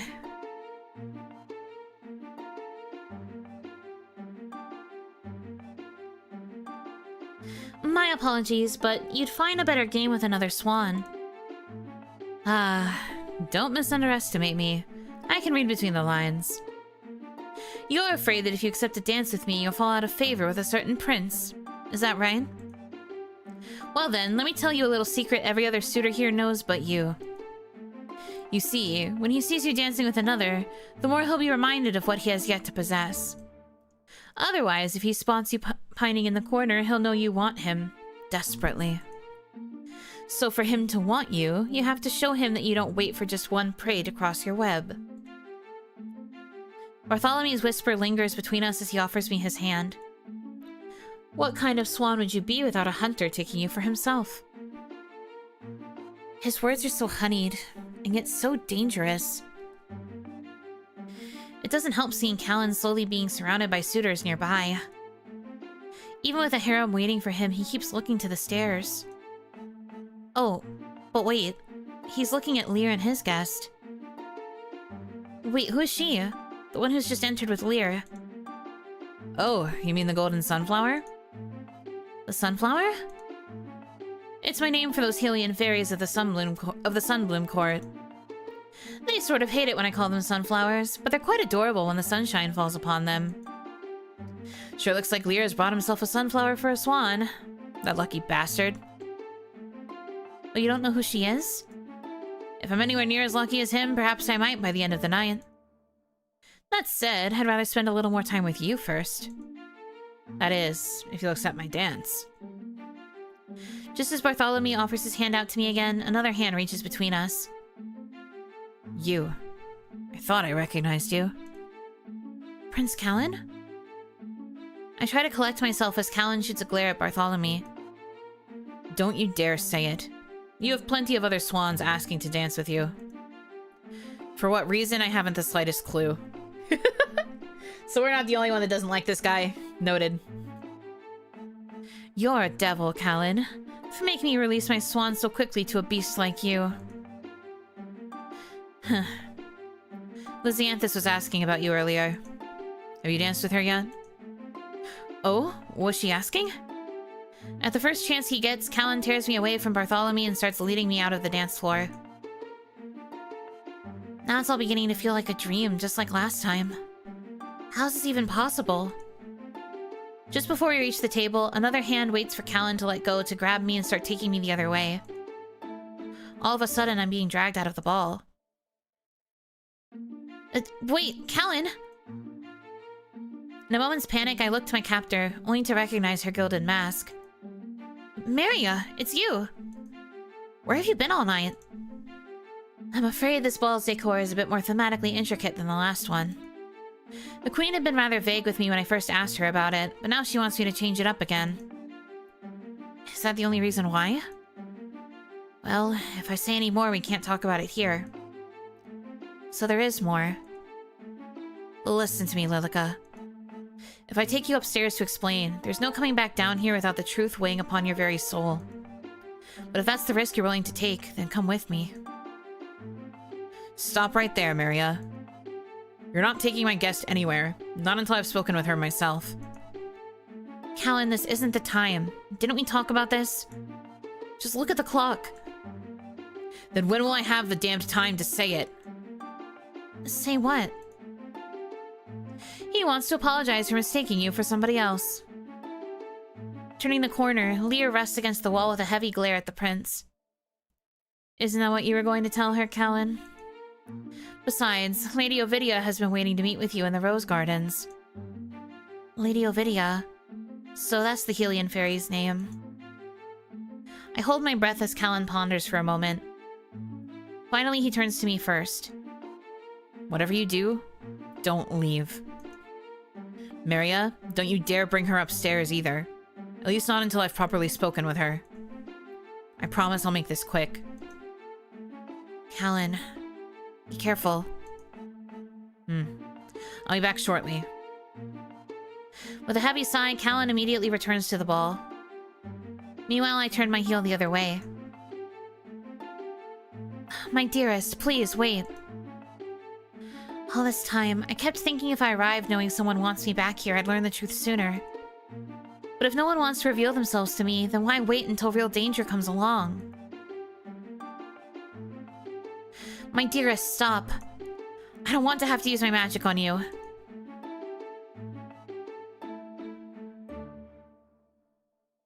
I don't really know why she's crashing out right now. I'll be for real. actually know what's bothering her about this situation. Give me one good reason to stay. Because tonight should be the night that one of us tells this court that you do belong here. But how do you know that I do? Does Callan also know this? And Lear, too? I can't speak for them, but I have every reason to believe that it won't be long before they realize it too if they haven't yet. Lilica, it's going to be safer if you trust me and stay inside this palace for as long as you can. Perhaps I'm asking for too much, but I'm willing to help you more than those fairies who force you to call them family. When the time comes, they may very well be the least of your worries. If you promise to put your trust in me, even if just until the next ball, I will make my vow to ensure that not only will I protect you from what comes next, but that Callan and Lear will do so as well. So please, my dear, give me your word. Just moments ago, I was ready to leave no matter what they'd say. I should know better than to let any fairy lead me down their starry labyrinths. And yet, the energy within this castle keeps luring me back here. Suddenly a bang goes off from outside the gardens. By the nimbus above, the beast has returned. A piercing roar emits into night, followed by the screams of swans and hunters rushing back inside to gather around the ballroom. Wait, where's Callan? Didn't he go outside with Lady Ovidia just now? He was, but he's likely stayed outside to handle the beast himself. I should go help him as well. You need to wait here until one of us comes back. But Maria, if you won't listen to him, then please listen to me. You need to stay here. The last thing we want is for this plan to go... Another bang goes off, followed by another ghastly shriek echoing through the night sky. Pulling me behind her, Maria immediately seals the doors of this castle with a protective spell. Just as she prepares one for the door to the grounds, Lear comes running through carrying an unconscious Lady Ovidia on his back. Maria, you need to take her now. The damn shadow tried to attack her, and the bloody prince only barely stopped it before it killed her. The king and queen don't know that I've taken her, so don't say a word. Fine then, give her to me.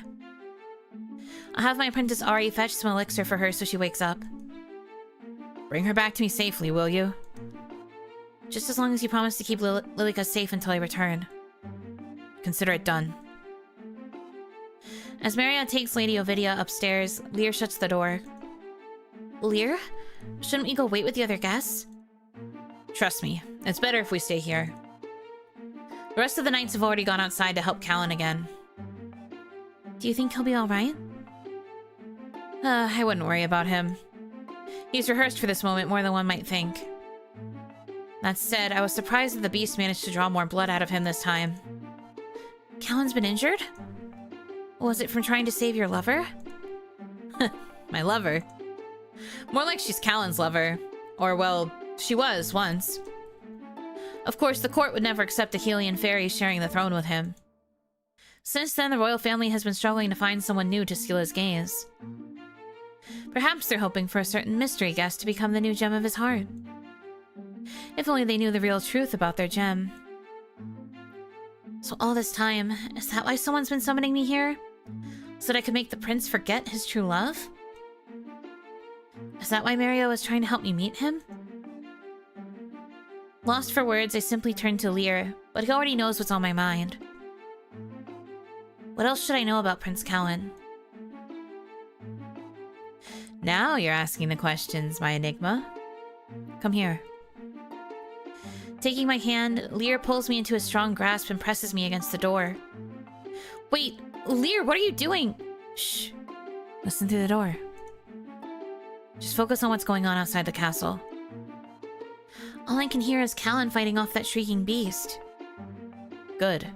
Then keep listening to it. You see, at the next swing, you'll hear another shriek in about 3, 2, 1... Like clockwork, we both hear Callan strike the beast, and it releases another piercing scream. The lights flicker across the castle, but nothing phases Lear. How did you know he was going to strike it at that precise moment? Keep listening. Soon you'll start to notice the pattern, too. I press against the door once more, carefully listening for Callan's movements. His footwork is so perfectly timed, isn't it? He'll evade, then recoil, then release an aura at the beast to stun it. When he's done all three, he'll repeat the routine one more time. When you describe it like that, it's almost as if Callan has been... rehearsing this moment. But you said Callan was hurt just now, didn't you? And what about what happened to Lady Ovidia? You said so yourself. Those were real injuries, weren't they? Well, acquiring casualties is one way to make this charade all the more convincing, isn't it? But why is there a charade in the first place? Does that mean there is no penumbral beast? Well, there is one, but the king and queen would rather put on a little act for this court than to reveal their identity. But just think for a moment. Who would they be so willing to protect by crafting such a dangerous charade? In case you haven't realized it, I'll give you one more hint. Who is also outside of the castle right now? I stop and look at Lear, realizing what he's just said. So the beast is Callan? Dun dun dun. I mean, I had a feeling one of them was going to be the beast. I'm not entirely surprised that it's Callan, but I could kind of tell based on how the setup was going that it was going to turn out this way.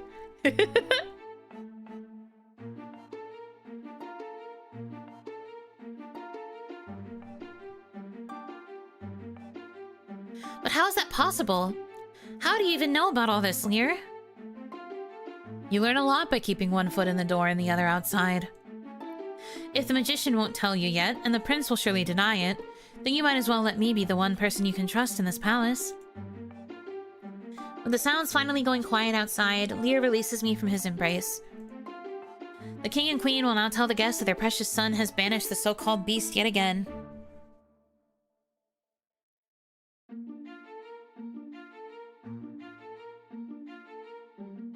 But mark my words, they're only trying to give him an alibi for when he actually turns into one. When will that happen? I've yet to figure it out myself, but I sense it won't be long. Some might call this a curse, but I see it as the one thing that can be leveraged against this royal family. I know Maria told you to stay here in the castle, but if you leave now, they'll never suspect you know this secret. What if I choose to stay?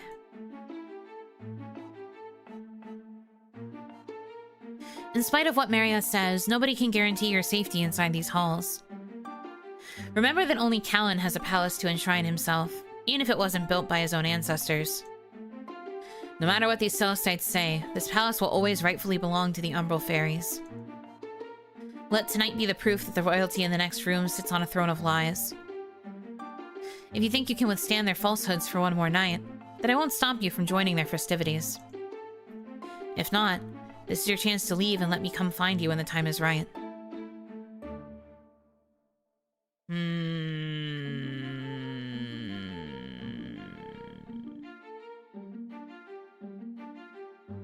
Nah, I'm too curious. I don't want to avoid it. No reason to avoid it, really.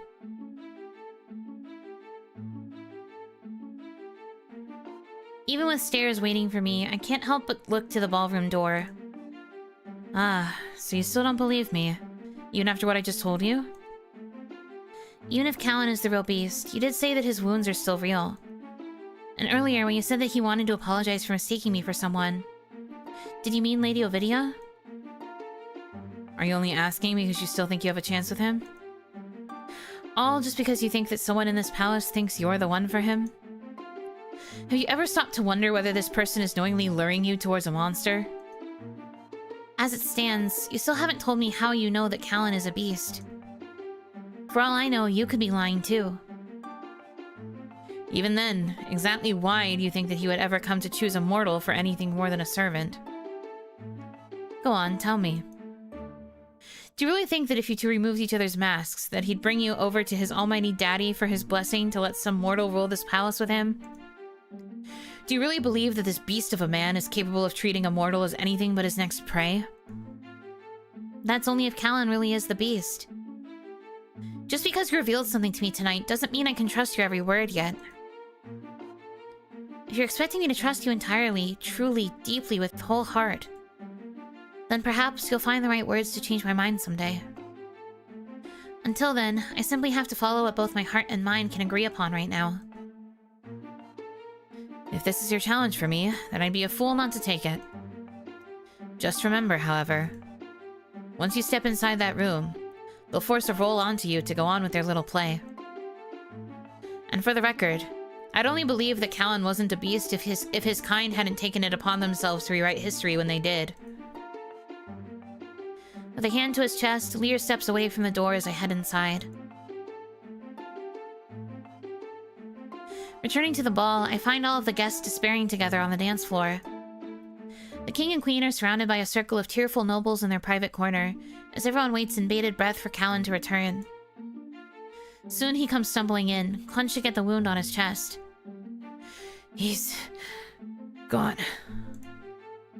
The entire room gasps as the queen rushes forth to catch him in her arms. My son!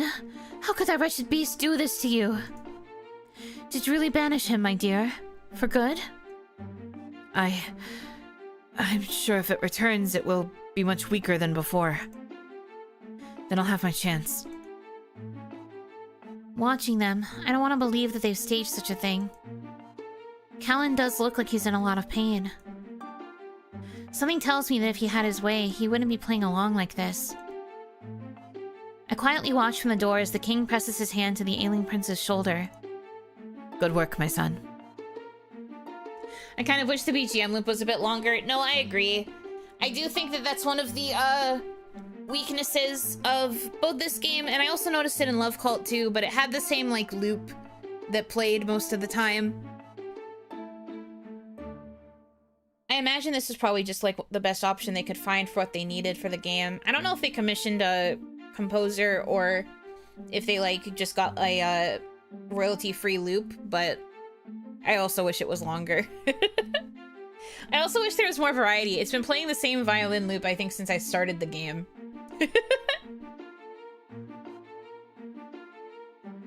This court owes you their life for this, if not more for everything more that you do for them. Come now, we'll have Maria fix you an elixir. Meanwhile, the rest of you, please, liven the spirits of this palace again. Your future king will be healed shortly and ready to join the festivities once more. Would these guests be as pleasant towards Callan if they knew that he really was the beast? How did he even become one in the first place? Suddenly, the room goes silent once more. It's not until Callan starts staggering in my direction that I realize he spotted me in the crowd. Everyone begins whispering all around us, especially the king and queen. You stayed. Somehow I thought you'd be the type to go against my words or Maria's. If you left without saying goodbye this time, I would have had to track you down. Fighting against the pain, Callan attempts to study me closely, no longer caring for who's watching. Really now, who are you?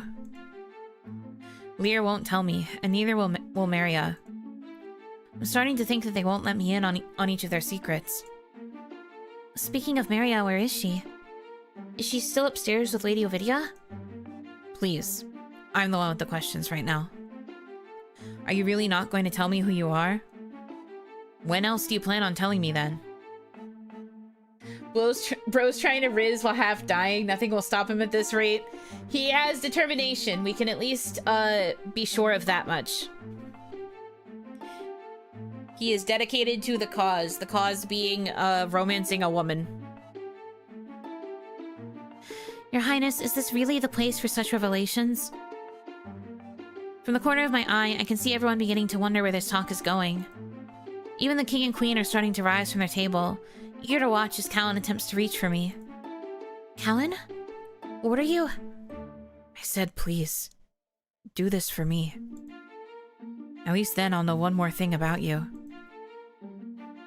Taking my hand in his, Callan slowly attempts to bring it to his heart. Yet as soon as it grazes his chest, the blood on his wound begins to turn as dark as the night. All at once, Callan collapses against me in agony. Ugh! Your Highness! The crowd gasps at the shadowy drops of blood wisping onto the ballroom floor. Oh no. Please, no. What have I done? Callan! Forgive me, I don't know what's happening! Don't let go. Why not? I'm only making it worse. No, you're not. In a flash of light, Callan's strength suddenly returns, reviving him back on his feet. Panting, he watches as his wounds fade and the last of his blood crystallizes, just before hitting the floor. How did you do that? If only I knew what to even say, but I'm just as speechless as he is. Since when do I know how to do such a thing? Lost for words, I do the first thing that comes to mind. Run. No, you're not leaving. You can't. Let her go, my son. Even if she escapes, she won't get very far. Despite his words, neither he nor the queen have yet to summon their guards, so I take my chances and run for the door. Just before leaving, I catch Queen Calmienne giving me an icy look from behind her fan. If I wasn't a target before, now I know that I am. After all that's happened tonight, I don't know if I can call this place home anymore. While the Oberstars didn't catch me at the ball, there's a chance they would have had I stayed longer. As I've managed to keep one secret, I've unknowingly unleashed another about myself that I didn't know existed until today. And now that I also know that Callan and his family have a big secret of his own, Australios might be more of a trap than someplace new to call home. And again, isn't my rightful home still back in Vestin? Once the feathers fade off my gown and seep back into the flower beds, I can finally look at myself again from the reflection on the glass.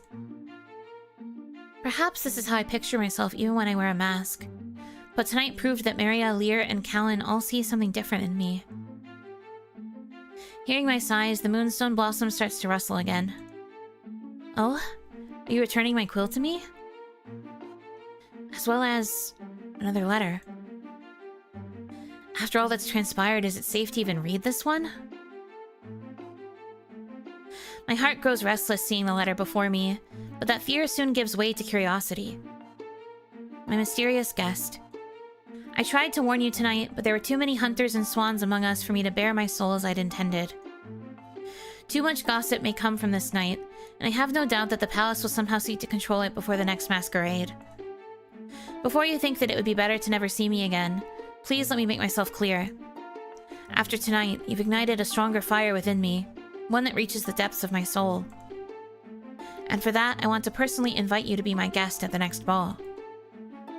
Not only do I promise that a vow of love may come your way then, but this time I will take a stand to finally expose the darkness that surrounds this court, all in the name of protecting what's quickly becoming an important treasure to me. You. Wow. Wow, crazy. Or okay, let me save. I think I'm going to call it here for today. I know this wasn't a super long stream, but I'm still very tired. And I should take advantage of the fact that I might be able to get some more sleep. If by you know, taking a nap. I will be back for Onimon, of course. A little later. Okay, I've been through 2 balls, it looks like, and I've gotten 3 of 9 letters. Yeah. Okay. But yeah, I'm going to call it here for this. I hope you guys are curious to try out the game. Once again, thank you, Nochi Studios, for allowing me to play. I enjoy these games a lot. They do a pretty good job with their storytelling and such. I am honored to have gotten the chance to showcase. This is the 3rd game I've gotten to showcase from them, so I'm honored I got the chance to do that. I really like it. Hopefully we'll be able to come back and play more of this another time. Yeah, I can probably, like, see myself doing a couple more installments of this, because I want to go through a route with you guys at some point for one of these games. We didn't get to it with Love Cult, but since this was the game I was most excited about, maybe this will be the one I managed to finish on stream. Thumbs up. We'll see. But yeah, anyway, you will see me again in a few hours for Onimon. Onigashima Monday. We will mostly be talking about the upcoming endurance stream that's going to be happening over the course of Tuesday and Wednesday. So I hope you look forward to that. I don't think there's anything else I needed to bring up, so we will go ahead and leave it here then for today. Well, yeah, for now I'm gonna take my leave and I'm gonna try to get more rest. Thank you guys so much for choosing to spend time with me. I hope you have a good rest of your time zone, and until I see you again, Yunotsu!